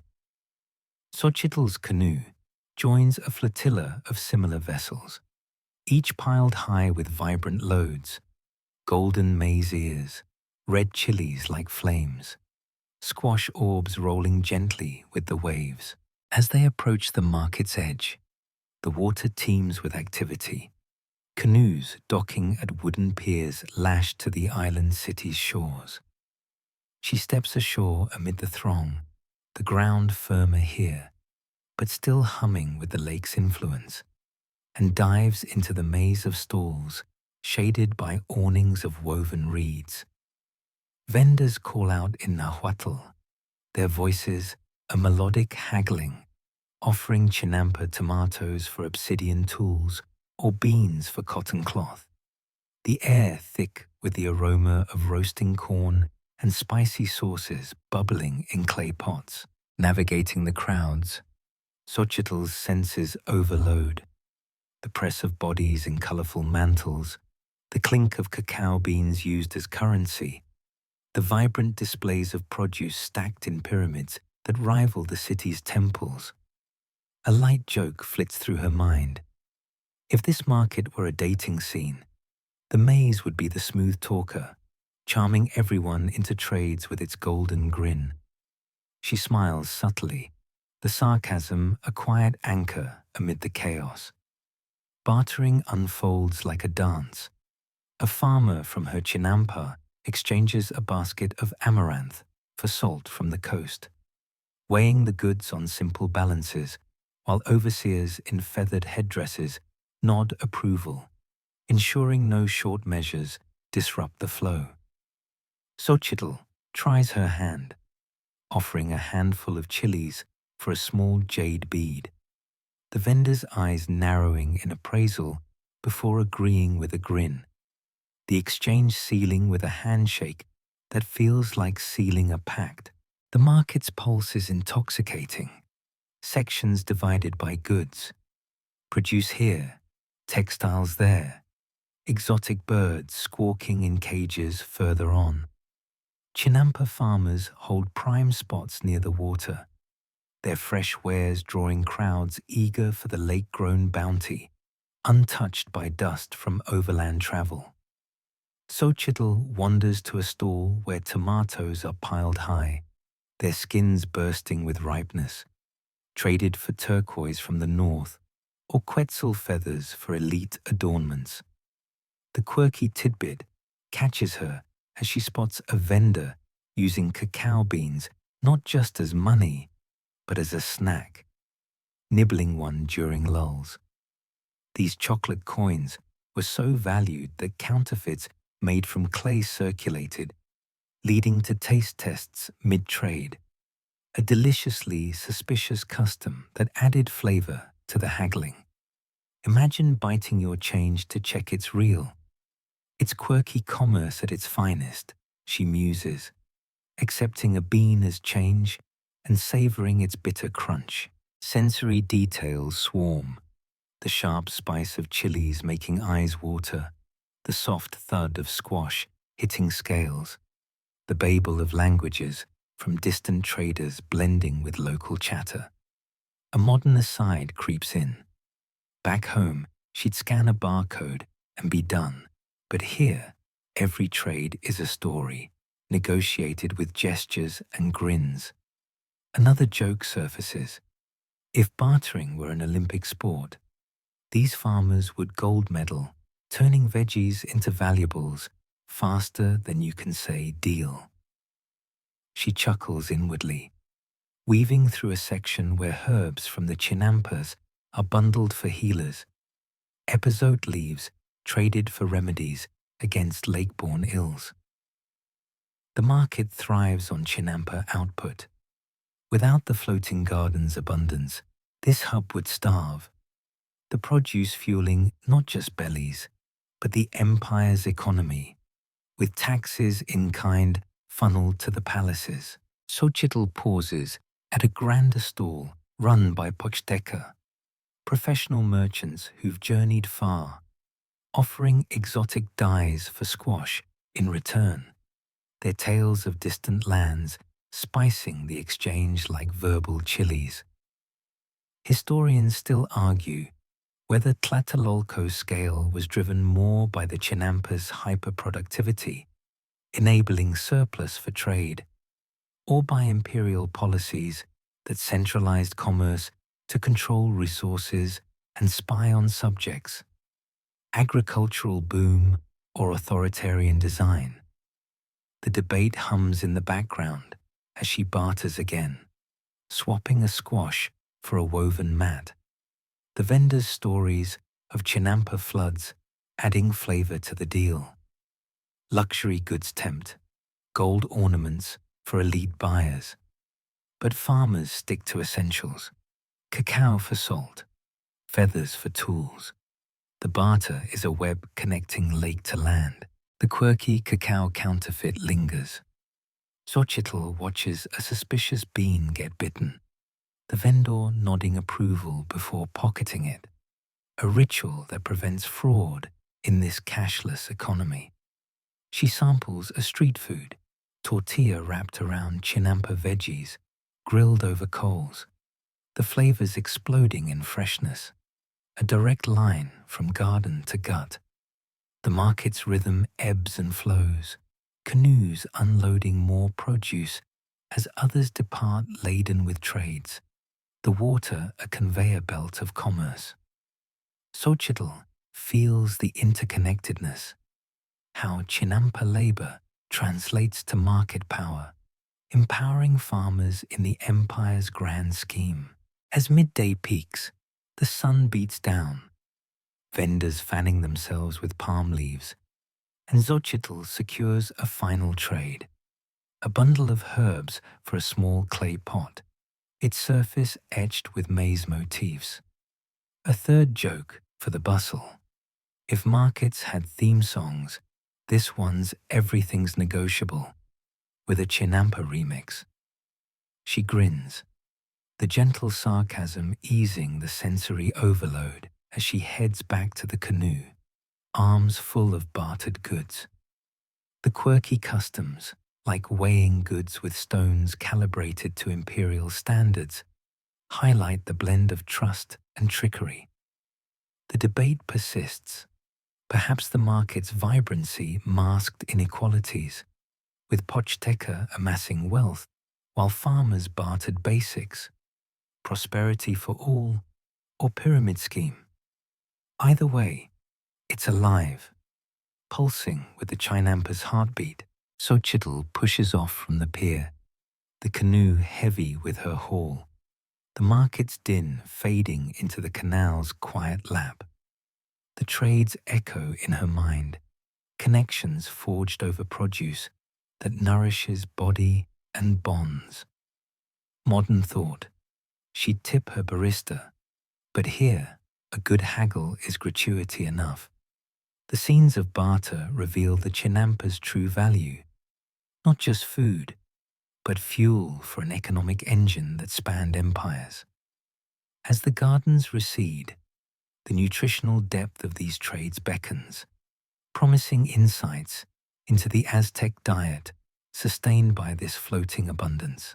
Section 11. Xochitl paddles away from the market's fading clamor, her canoe lighter now, but her mind heavy with the echoes of bartered goods and lively haggling as the sun climbs higher to warm the Chinampas in a golden embrace.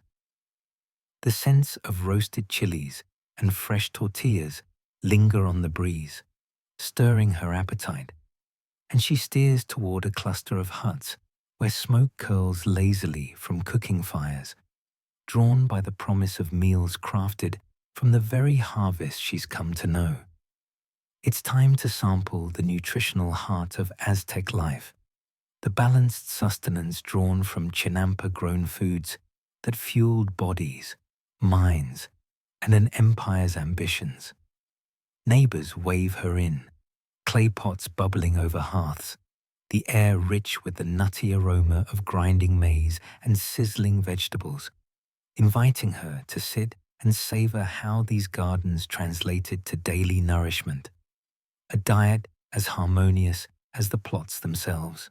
The mainstream historical fact nourishing this exploration is that the Aztec diet centered on plant-based foods from Chinampas, with maize, beans, and squash forming the core three sisters that provided complete proteins when combined, supplemented by chilies, tomatoes, and amaranth for vitamins, enabling a population boom without widespread malnutrition. Xochitl settles on a reed mat beside a family, accepting a steaming tortilla folded around beans and squash, the maize ground fresh that morning on a metate stone, its warmth seeping through her fingers like a comforting hug. She bites in, the flavors exploding, earthy beans melding with sweet squash, a hint of chili adding subtle fire, all from the floating plots that made such balance possible. This combination wasn't accidental. Beans supplied lysine missing in maize.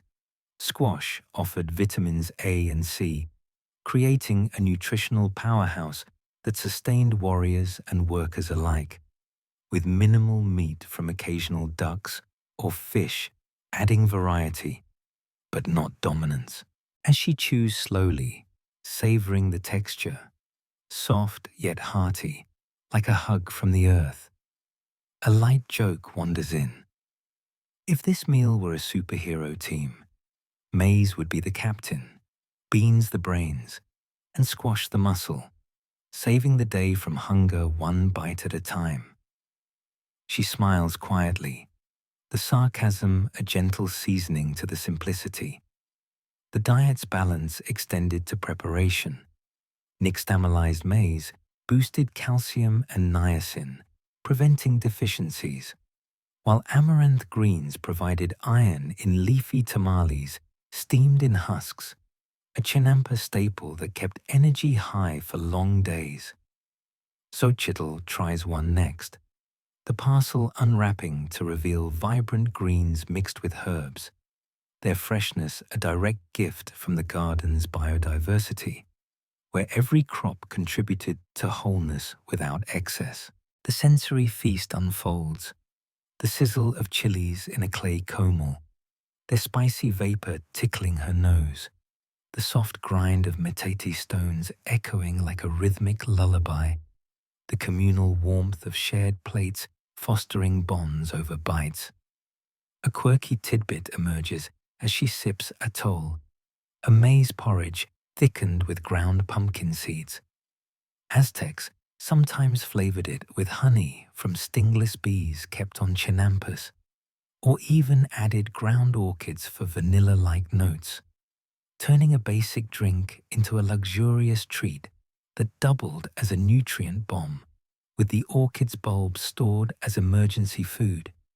Imagine your morning smoothie with built-in survival rations, a floral twist on practicality. It's delightfully unexpected, she thinks, the warm liquid coating her throat soothingly, the subtle sweetness cutting through the savory remnants of her meal. Xochitl passes the atoll bowl, joining in grinding chilies into a sauce with a molcajete, the volcanic stone pestle, releasing oils that sting mildly, enhancing flavors while providing capsaicin for pain relief in their medicinal diet. This balance nourished all strata. Commoners thrived on Chinampa basics, while nobles added exotic touches like cacao drinks frothed with spices. But the core remained plant-powered, low in fats, yet high in fiber, to maintain health in a demanding life. Historians still argue whether this diet's efficacy stemmed from intentional nutritional knowledge, like understanding protein complementarity, or was a fortunate byproduct of available Chinampa crops and cultural preferences, deliberate design, or delicious coincidence. The debate simmers like the sauces around her, adding depth to each spoonful. A modern aside slips in as Xochitl samples a tomato-stuffed chili, its juices bursting fresh and tangy. Back home, she'd count calories on an app. But here, the balance is intuitive. Nature's meal prep without the hype. Another joke bubbles up. If Aztec diets had influences, it'd be eat the rainbow, Chinampa style. No filters needed, just floating freshness. She chuckles softly, the sound blending with the family's chatter about the day's trades. The sustenance extended to snacks like popped amaranth mixed with honey, energy bars avant la lettre that fueled market halls or fieldwork, while fermented pulque from agave provided probiotics, though in moderation to avoid tipsy tilling. Xochitl tries a sip. The milky tang mildly effervescent, a probiotic punch from the garden's edges where agave thrived. The meal winds with fruit from Chinampa orchards, avocados creamy and rich in fats, paired with nopales cactus pads for vitamin C, their sliminess tamed by grilling. This variety prevented scurvy and bolstered immunity, crucial in a dense city where diseases lurked. Xochitl savors an avocado slice, its buttery texture melting on her tongue, complemented by a sprinkle of chili salt, a flavor bomb that's both indulgent and essential. The quirky orchid flavoring lingers in her thoughts. Some families cultivated vanilla vines on willow trellises, their pods a luxury bartered for, infusing meals with exotic notes that elevated the everyday to the ethereal. As plates empty, the family shares stories of meals past, how Chinampa yields meant feasts during festivals or lean mixes in droughts. The diet's flexibility a lifeline. Xochitl feels full, not just in stomach, but in spirit. The balanced sustenance, a testament to the garden's genius. The scholarly contention echoes in the satisfied sighs. Perhaps the protein pairing was empirical wisdom from trial and error, or rooted in mythological mandates where gods decreed harmonious eating, science or sacrament. Either way, it's sustaining, these meals weaving nutrition with culture in every bite. Sunlight filters through the hut's thatch, warming the group as they clear away, the nutritional depth imprinting on Xochitl like a well-fed glow. A third joke for the repast. If Chinampa Diets were a restaurant, it'd be Michelin-starred for best use of floating ingredients. No reservations required, just a canoe. She grins inwardly, the gentle sarcasm dissolving into gratitude for the balanced plates that powered an empire. The foods, so simple yet complete, highlight how the gardens weren't just farms, but pharmacies and kitchens afloat, sustaining life in holistic harmony. As conversation turns to legends whispered over such meals, Xochitl leans in, the mythical tales of these gardens beckoning like the next course in this endless feast. Section 12. Xochitl lingers over the remnants of the meal, the last crumbs of tortilla brushed from her lap as the family clears the mats, their conversation shifting from daily sustenance to the whispers of the past that bind them to these floating lands. The afternoon sun filters through the hut's thatch in lazy beams, casting a warm glow on the woven walls adorned with maize husk dolls from harvests long gone. And an elder draws closer, his eyes crinkling with the weight of stories untold.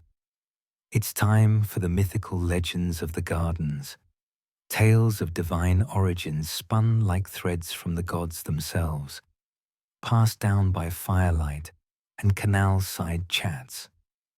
The air stills, heavy with the scent of cooled earth and lingering spices, as the elder begins, his voice a low rumble like the lake's own murmur, inviting Xochitl to lean in and listen to how these Chinampas were born not just from mud and willows, but from the whims of deities who shaped the world with watery hands.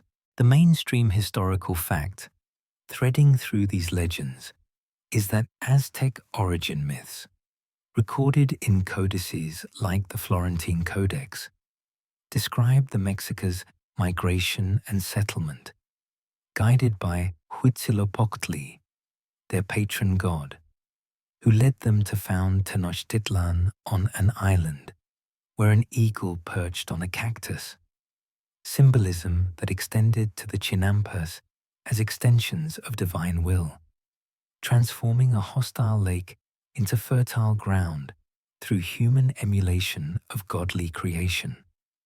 Xochitl settles cross-legged on the mat, the Chinampas' gentle rock syncing with the elder's cadence as he recounts the tale of Chalchiuhtlicue, the jade-skirted water goddess, who wept tears that formed Lake Texcoco, her sorrow birthing the basin where the Mexica would thrive. In the story, the gods instructed the first farmers to mimic her fluidity, piling reeds and mud to create islands that floated like her flowing skirts, a divine blueprint for the Chinampas that ensured abundance as long as rituals were honored. The elder gestures to the canal outside, where moonlight would later dance, emphasizing how these gardens were seen as living embodiments of the gods' pact with humanity, land from water, life from legend. As the tale unfolds, Xochitl feels a shiver, not from chill, but from the story's pull, the words painting visions of gods strolling the mists, scattering seeds like stars. A light joke drifts into her thoughts. If divine origins were a recipe, it'd be 1 part godly tears, 2 parts mortal sweat, stir with willows and serve floating. She hides a smile, the sarcasm a soft veil over the enchantment. The legends weave deeper. One speaks of Quetzalcoatl, the feathered serpent, who dove into the lake's depths to retrieve sacred mud from the underworld, mixing it with his blood to form the first Chinampa, a sacrifice that infused the soil with eternal fertility. Elders whisper that on foggy mornings, his serpent form can still be seen in the canal curls, guarding the plots from blight. Xochitl glances outside, the water's surface smooth but swirling faintly, as if echoing the myth's serpentine path. The narrative's rhythm lulls her, the elders' pauses filled with the distant call of waterbirds, their cries like echoes from the divine realm. Sensory whispers envelop, the faint crackle of the hearth's dying embers, the herbal aftertaste of the meal lingering on her tongue, the subtle creak of the hut's reeds bending in the breeze like attentive listeners. A quirky tidbit emerges as the elder pulls out a small clay figurine from his pouch, shaped like a frog with maize ears for legs. Some legends claim frogs were the first guardians of the Chinampas, sent by Tlaloc to croak warnings of floods, and families carved these amulets to bury in the soil, believing they hopped underground to aerate roots and summon rain. Imagine your garden pest control doubling as a mythical DJ, croaking beats to the gods. It's whimsically practical, she muses, turning the figurine in her hand, its cool clay etched with tiny symbols that could be waves or whispers. The stories layer on. Another tells of Xochiquetzal, the flower goddess whose name mirrors Xochitl's own, scattering petals across the lake to mark where Chinampas should rise, her blooms becoming the first marigolds that bordered the plots for protection and beauty. The elder's voice softens, describing how these divine origins demanded respect. Neglect the rituals and the gardens would sink back into the waters, a godly reclamation. Xochitl feels connected, her name a thread in the tapestry, as if she's part of the legend unfolding. Historians still argue whether these myths were metaphorical explanations for natural phenomena like lake sedimentation inspiring the mud piling, or served as social controls, enforcing agricultural diligence through fear of divine wrath, symbolic science, or sacred strategy. The debate adds mystery, the elders' tales blurring lines between fact and fable in the Chinampas' misty cradle. A modern aside creeps in as Xochitl pictures the gods' assembly. Back home, creation myths might come with special effects, but here, it's raw storytelling. No CGI needed, just a voice and the lake's lap. Another joke surfaces. If garden gods played hide and seek, the Chinampas would win, floating in plain sight, yet shrouded in legend. She chuckles inwardly, the gentle sarcasm weaving through the narrative like a subtle current. The legends extend to warnings.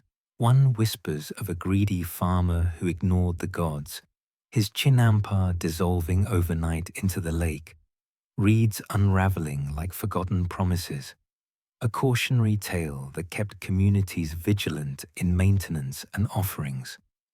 Children, the elder notes, learn these stories while planting, embedding myth into muscle memory, ensuring the divine origins live on through generations. The quirky frog amulets linger in her imagination. Some were painted with ochre to mimic divine colors, buried at plot corners to leap protection against pests, a blend of whimsy and wisdom that turned folklore into farming aid. Xochitl tucks the figurine away, its weight a talisman, as the elder shifts to tales of heroic ancestors who communed with water spirits, bargaining for calm canals in exchange for flower offerings tossed at dawn. The air grows duskier, shadows lengthening across the hut, the story's cadence slowing like a bedtime yarn, each word a bridge between mortal toil and immortal design. The scholarly contention simmers. Perhaps the myths evolved from pre-Aztec lake cultures, adapted to justify the Mexica's settlement, or were original inventions to unify diverse tribes under a shared narrative, borrowed lore, or bespoke belief.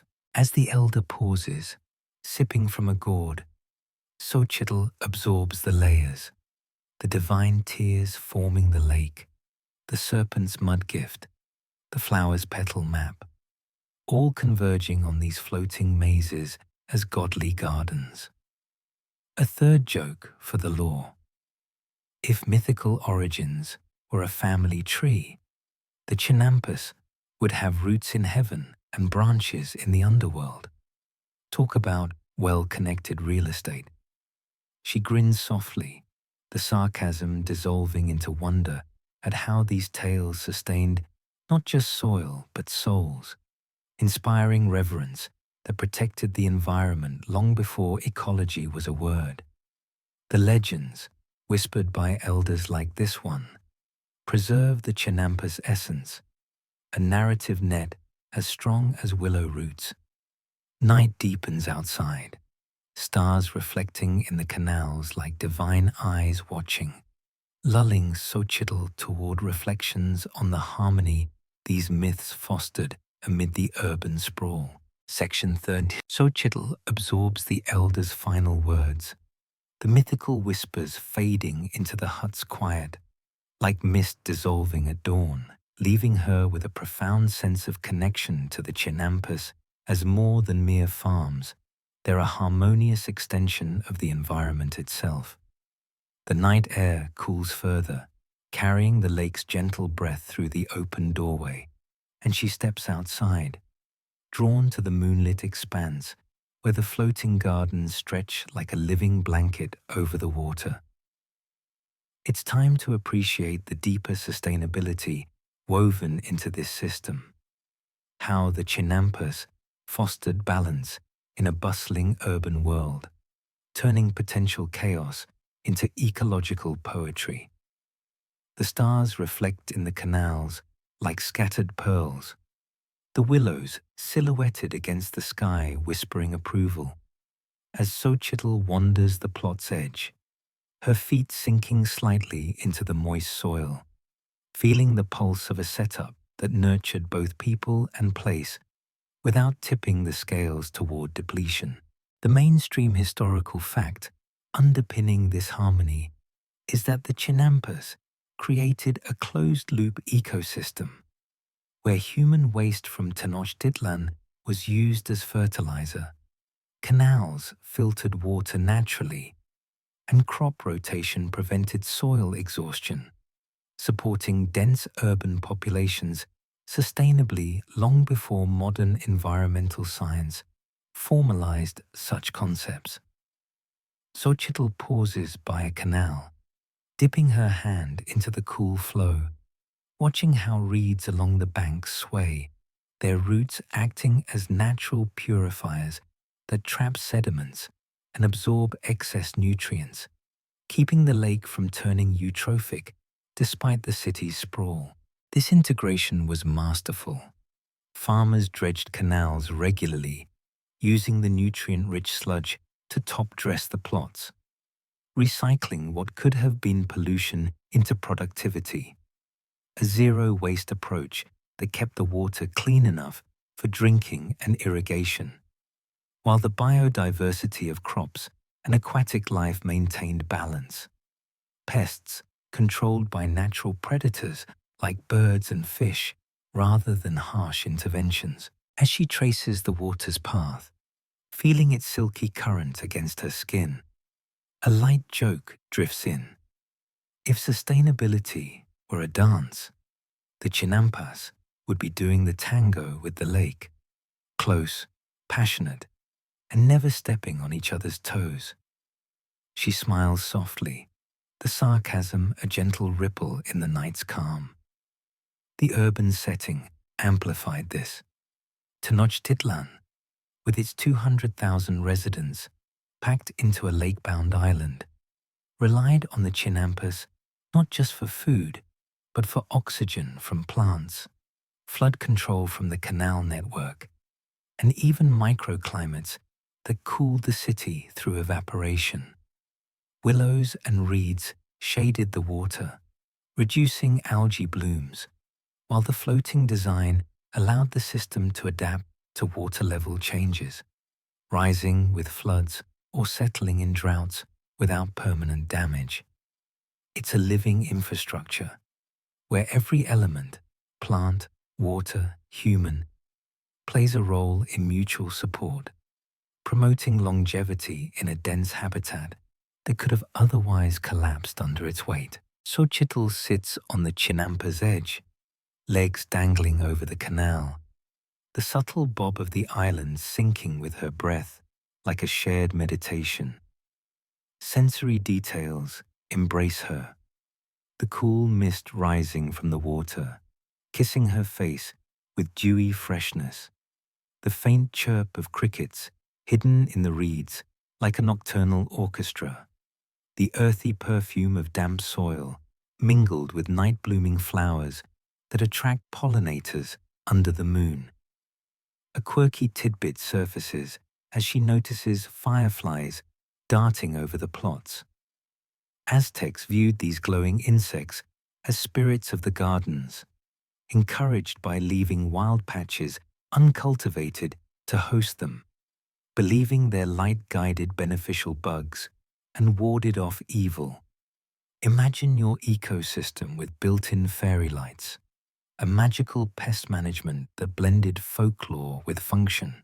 It's enchantingly clever, she thinks, watching a firefly's arc like a tiny lantern in the dark, illuminating how the Chinampas weren't imposed on the environment but grew from it, sustaining biodiversity that included everything from microbes in the mud to birds nesting in the willows.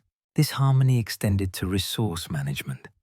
Farmers practiced fallowing small sections, allowing soil to rest and regenerate, while companion planting conserved water and nutrients, reducing the need for external inputs in a valley with limited arable land.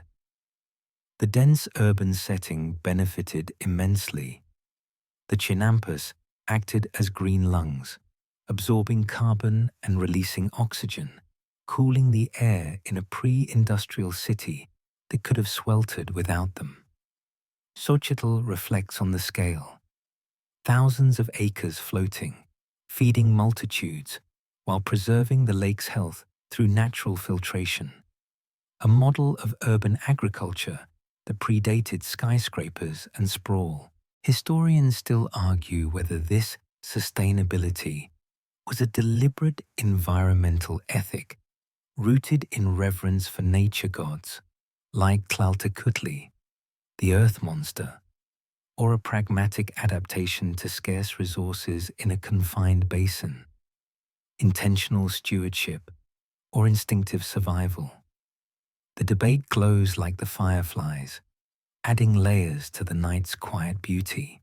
A modern aside flickers in as Xochitl trails her fingers in the water, watching ripples spread. Back home, sustainability might mean recycling bins and solar panels, but here it's ingrained, a lifestyle where waste becomes wealth without fanfare. Another joke twinkles through. If Chinampas had a slogan, it'd be float green or sink trying, with the lake as the ultimate judge. She chuckles faintly, the sound swallowed by the night's hush, as she ponders the wild patches, intentional havens for insects and small animals, boosting pollination and soil health, turning weeds into allies in a system that valued every niche. The quirky firefly guardians linger, tales of their light-inspiring night harvests during full moons, when the glow aided in spotting ripe fruits without torches. A nocturnal bonus that synced human activity with natural rhythms. Xochitl rises, wandering deeper into the plot, where moonlit maize leaves cast silvery shadows. The garden's a testament to balance, urban density without degradation, production without plunder. The willows rustle approval, their roots knitting the ecosystem below, while above, stars wheel in patterns the Aztecs read for planting cues, aligning agriculture with the cosmos. This harmony promoted longevity. Chinampas endured centuries because they worked with the environment, not against it, absorbing shocks like floods through flexible design and recycling nutrients in endless loops. In the dense setting of Tenochtitlan, surrounded by water yet thriving, the system buffered against scarcity, fostering a society where sustainability wasn't a buzzword, but a breath. The scholarly contention simmers in the starlight. Perhaps the gods' myths enforce this ethic, mandating care to avoid divine displeasure, or it was economic necessity in a resource-strapped valley, faith-fueled or fact-driven. Either way, it's inspiring. The Chinampas a blueprint for living lightly on the land, even afloat. A third joke for the equilibrium. If environmental harmony were a band, the Chinampas would play bass, low-key, steady, keeping the urban beat without stealing the show. She grins, the gentle sarcasm melting into awe as the night's peace envelops her, the garden's sustainability, a quiet symphony of interdependence. Modern reflection. She'd advocate for this in boardrooms, but here, it's lived wisdom, uncelebrated yet unbreakable. Xochitl gazes across the moon-kissed expanse, the harmony palpable in every ripple and rustle, a legacy of balance that withstood time until greater forces intervened. The air holds a hush of contentment, the lake and land in accord, lulling her toward reflections on the decline that shattered this idyll. the enduring influence whispering through the willows like a promise of persistence. Section 14. Xochitl stands at the Chinampa's edge, the night's tranquility wrapping around her like a woven mantle. The lake's surface, a mirror of stars that seem to hold the secrets of centuries past. The harmony she's come to cherish feels eternal in this moment. Yet a subtle shift in the wind carries whispers of change, pulling her thoughts toward the inevitable decline that befell these floating wonders. She reflects on the Spanish conquest's shadow, how it disrupted this balanced world, and the enduring legacy that persists like roots clinging to the lakebed, influencing far beyond the Valley of Mexico. The air grows cooler, the willows sighing as if mourning what was lost, inviting Xochitl to sit and ponder the fall and the faint echoes that remain. A bittersweet meditation on impermanence amid the garden's timeless sway. The mainstream historical fact marking this decline is that the Spanish conquest in 1521, led by Hernán Cortés, devastated the Chinampas through deliberate destruction and neglect. Cortés ordered canals filled and dikes breached to flood Tenochtitlan during the siege, collapsing the system that had sustained the Aztecs, with many gardens abandoned or repurposed as the lake was drained for colonial expansion, reducing the once vast network to fragments by the 17th century. Xochitl imagines the chaos, the thunder of cannon fire echoing over the water, Spanish forces breaching the causeways, the Chinampas flooding as barriers gave way, crops drowning in the very lake that birthed them. This wasn't just a military tactic. It was ecological warfare, severing the city's lifeline, starving defenders while paving the way for Mexico City's grid over the ruins. Post-conquest, European livestock trampled the plots, introduced diseases ravaged farmers, and colonial policies prioritized wheat over maize, eroding indigenous knowledge that had maintained the harmony for generations. As she traces a finger along a willow branch, feeling its resilient bark, a light joke crosses her mind. If conquest was a bad breakup, the Chinampas got ghosted, left floating without a goodbye, wondering what went wrong. She smiles wistfully, the sarcasm a soft buffer against the sorrow. The impact rippled deep. With the fall of Tenochtitlan, the Bochteca trade networks crumbled, markets silenced, and the nutritional balance disrupted as imported foods displaced local staples, leading to malnutrition among survivors. Yet, some Chinampas endured in pockets like Xochimilco, where indigenous communities clung to traditions, adapting to Spanish rule by supplying the new capital with produce, a quiet resistance in the face of erasure. Xochitl envisions the transition, farmers navigating new taxes, blending Catholic saints with old gods in rituals, the garden's legacy persisting through hybrid practices that kept the floating method alive. If diminished, the sensory remnants haunt her, the imagined acrid smoke of burning huts mixing with the lake's fresh mist, the cries of displaced families echoing over submerged plots, the earthy give of soil turning to mud under invading boots. A quirky tidbit emerges from tales she's heard.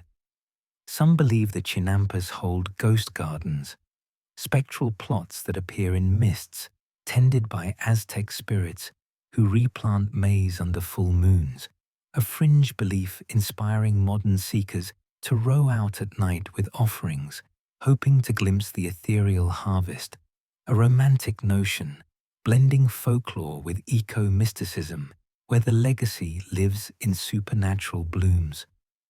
It's poetically eerie, she thinks, gazing at the foggy horizon where such apparitions might manifest, turning loss into luminous legend. This enduring influence shines in how Chinampa techniques inspired later innovations.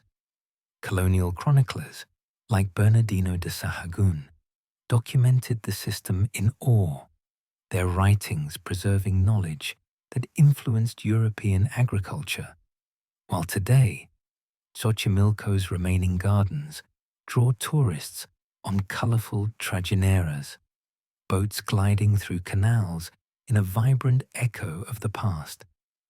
Xochitl reflects on the legacy's reach, UNESCO recognition as a World Heritage Site, efforts to revive the method against urban sprawl, and the Chinampas symbolizing sustainable resilience in a world grappling with climate change. Yet, the decline's scars run deep.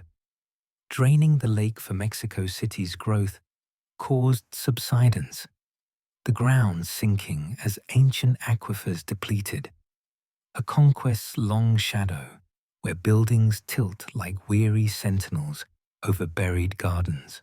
Historians still argue whether the Chinampas' decline was inevitable due to environmental pressures like salinization from over-irrigation, or accelerated solely by conquest's violence, with some positing pre-contact strains from population growth foreshadowed collapse, natural cycle, or colonial catalyst.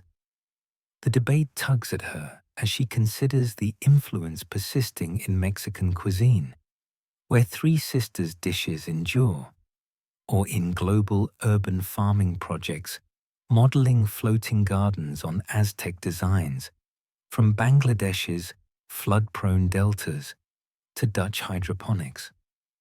A modern aside flickers. Back home, she'd see this as a TED Talk on ancient eco-hacks. But here, it's lived history, the legacy of a bridge from past ingenuity to future hope. Another joke surfaces amid the reflection. If legacies were heirlooms, the Chinampas would be a floating vase, beautiful, fragile, but still holding water after all these years. She chuckles, the gentle sarcasm lightening the weight of loss. The conquest's impact extended culturally. Forced conversions buried myths under Christian layers, but syncretic festivals like Day of the Dead blend Aztec harvest rites with Spanish traditions, maize offerings honoring ancestors in a legacy that defies erasure. Xochitl ponders the quirky ghost gardens again, how they inspire artists and activists, murals in Mexico City depicting spectral chinampas as symbols of indigenous revival, a fringe narrative fueling real conservation efforts to dredge canals and replant willows against pollution. The night's depth amplifies the legacy, the stars above mirroring those that guided Aztec navigators. The lake's hush, a canvas for enduring whispers. Influence flows in education, where Chinampas teach sustainability in schools or in permaculture farms worldwide, adopting polyculture from the model, proving the garden's wisdom outlasted their physical form. Yet, the decline's pain lingers. Smallpox decimated farmers, knowledge was lost with elders, and the once thriving network was reduced to tourist canals where authenticity battles commercialization. Xochitl feels the tug of time, the conquest, a rupture that scattered seeds of legacy far and wide, from heirloom maize varieties preserved in seed banks to academic studies, hailing the system as pre-Columbian genius. A third joke for the introspection. If history were a garden, the Chinampa's legacy would be the perennials, popping up unexpectedly, blooming despite the weeds of conquest. She grins faintly, the sarcasm dissolving into resolve as she envisions the future influence. Perhaps space habitats, drawing on floating designs for zero-gravity farms, the Aztec echo reaching the stars. The debate simmers. Maybe overexploitation hastened vulnerability, Aztec engineering pushing limits that conquest merely toppled, hubris or happenstance. Regardless, the legacy endures, inspiring harmony in a fractured world, the Chinampa's spirit floating on, unchen able in memory and method. Xochitl rises, the Chinampa's sway a farewell nudge, her reflections bridging decline to distant echoes, the garden's influence a thread connecting ancient balance to contemporary quests for sustainability. The night air carries a promise of continuity, the lake's eternal lap lulling her toward the connections with modern floating farms that honor this ancient art. Section 15. Xochitl wanders back to the Chinampa's center, the night's reflections on decline and legacy settling like dew on the leaves. As the first light of dawn creeps over the horizon, painting the lake in soft pinks and golds that bridge past to the present. The air freshens with morning mist, carrying the subtle hum of awakening life.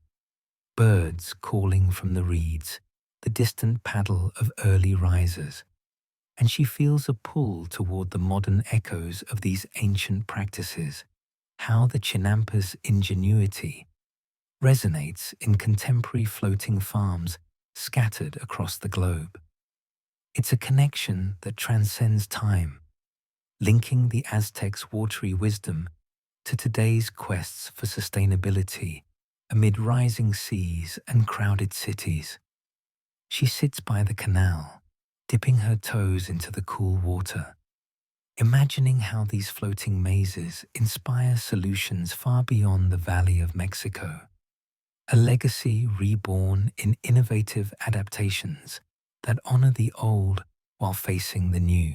The mainstream historical fact, echoing into the present, is that the Chinampa system, with its efficient water use and high yields, has influenced modern hydroponic and aquaponic farming, where soil-less cultivation mimics the Aztecs' nutrient cycling, seen in projects like Mexico's own Xochimilco restoration efforts that blend tourism with traditional methods to combat urban encroachment.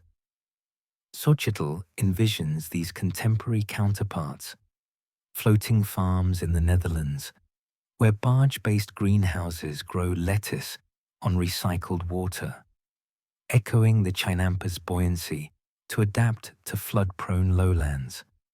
Or in Bangladesh, where woven bamboo platforms support crops during monsoons, directly inspired by Aztec techniques to feed communities on shifting deltas. She envisions urban experiments in Singapore, where vertical farms float in harbors, integrating solar panels and rainwater harvesting to transform the Aztecs' mud and reed model into high-tech havens that reduce food miles in dense cities. This connection feels alive, as ancient practices evolve in response to global challenges like climate change, where rising seas threaten land, prompting innovations that float agriculture above the fray.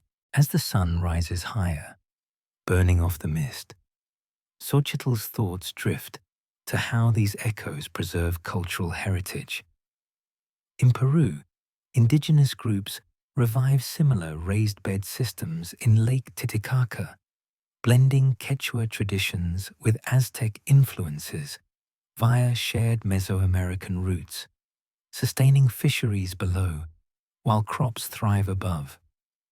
A light joke flickers in her mind. If ancient Aztecs met modern farmers, they'd high-five over floating veggies, proof that good ideas don't sink. They just get a tech upgrade. She smiles gently, the sarcasm a bridge between eras. The adaptations go further. In China, massive floating solar farms over fish ponds combine energy production with aquaculture, mirroring the Chenampas' multi-use efficiency, where willows are shaded while roots filter, now panels power, while ponds produce protein. Xochitl imagines community gardens in New Orleans, post-Katrina projects using buoyant planters to grow herbs in flood zones, a nod to the Aztecs' resilience that empowers locals against hurricanes. The sensory dawn envelops her, the warm sun kissing her skin, countering the night's chill, the fresh scent of dew-kissed maize leaves rising like a morning brew, the soft lap of water against the Chinampa's edge like a timeless clock. A quirky tidbit lights up as she spots a modern parallel in her mind's eye. In Vietnam, farmers use plastic bottles lashed together for floating rice paddies, a low-cost hack echoing the reed's buoyancy, but with recycled waste. Where fireflies once guided Aztec nights, now LED lights aid harvests, turning eco-innovation into a glowing tribute. A quirky evolution where trash becomes treasure, sustaining rice in Mekong floods, much like maize in Texcoco. It's ingeniously adaptive, she muses, the bottles bobbing in imagination like the gourds of old, proving the Chinampa's spirit thrives in unexpected materials. These contemporary farms connect deeply to the ancient. In Africa, Ethiopian projects on Lake Tana employ reed boats expanded into gardens, fostering tilapia below veggies above, a symbiosis that reduces hunger while restoring wetlands, inspired by global studies of Aztec methods. Xochitl reflects on urban rooftops in New York, turning to hydroponics fed by rainwater, mimicking the nutrient loops of dredged mud, where city dwellers harvest greens amid skyscrapers, echoing Tenochtitlan's density. Historians still argue whether the Chinampa's influence spreads through direct cultural diffusion, via colonial records, or convergent evolution, where similar environments birth parallel solutions worldwide, transmitted heritage, or universal ingenuity. The debate adds vibrancy to the dawn, the sun's rays symbolizing enlightenment across eras. A modern aside settles as Xochitl watches a canoe glide by, laden with imagined solar panels. In her time, apps track crop yields, but the core, recycling water, stacking functions, stems from these roots, a tech evolution of mud wisdom. Another joke twinkles. If floating farms had a family reunion, the Chinampas would be the wise grandma, sharing recipes that still wow the kids. She laughs softly, the sound mingling with bird calls, as she ponders initiatives in the Maldives, where sea level rise prompts coral-based platforms for veggies, blending Aztec floating with island resilience to combat salinity, a global thread where ancient Mexico aids oceanic atolls. The quirky bottle farms linger. Quirky ingenuity, where Vietnamese kids learn the method in schools, tying it to Aztec history lessons, fostering cross-cultural appreciation. Xochitl stands, stretching in the warming light, the connections crystallizing. From Scandinavian fjord farms using kelp beds below hydroponics to California's delta revivals combating drought, the legacy adapts, promoting food security in a warming world. The ancient practices, companion planting, waste recycling, inform organic movements. Chinampas, cited in UN reports on sustainable development, their influence a quiet revolution floating into the future. As full light bathes the gardens, Xochitl feels the bridge complete, the Aztec's harmony echoing in every modern adaptation, a testament to enduring wisdom.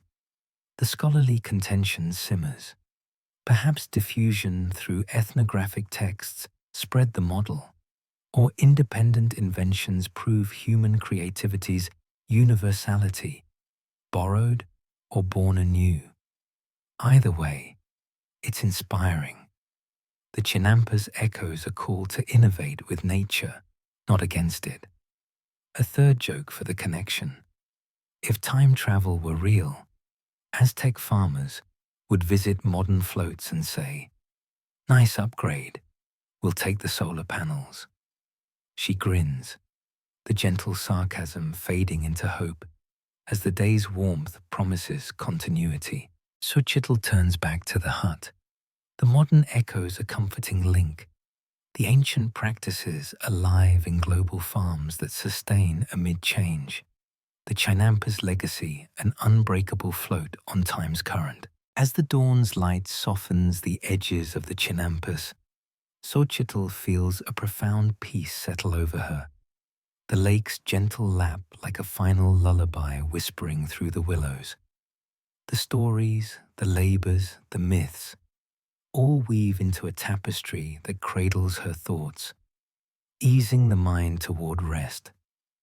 You've journeyed far with her, through misty gardens and timeless waters, where ancient ingenuity meets the quiet rhythm of survival. Let the sway of the floating plots rock you now, the stars above fading into a serene sky, each breath drawing you deeper into calm. The Chinampas' legacy endures, a soft echo in your dreams, reminding us of harmony found in simplicity. Close your eyes. Let the mist envelop you, the water's hush carrying away the day's wonders. Sleep comes gently, like petals drifting on the lake, wrapping you in tranquility. Sweet dreams, traveler. May your night bloom with peaceful visions of these eternal gardens.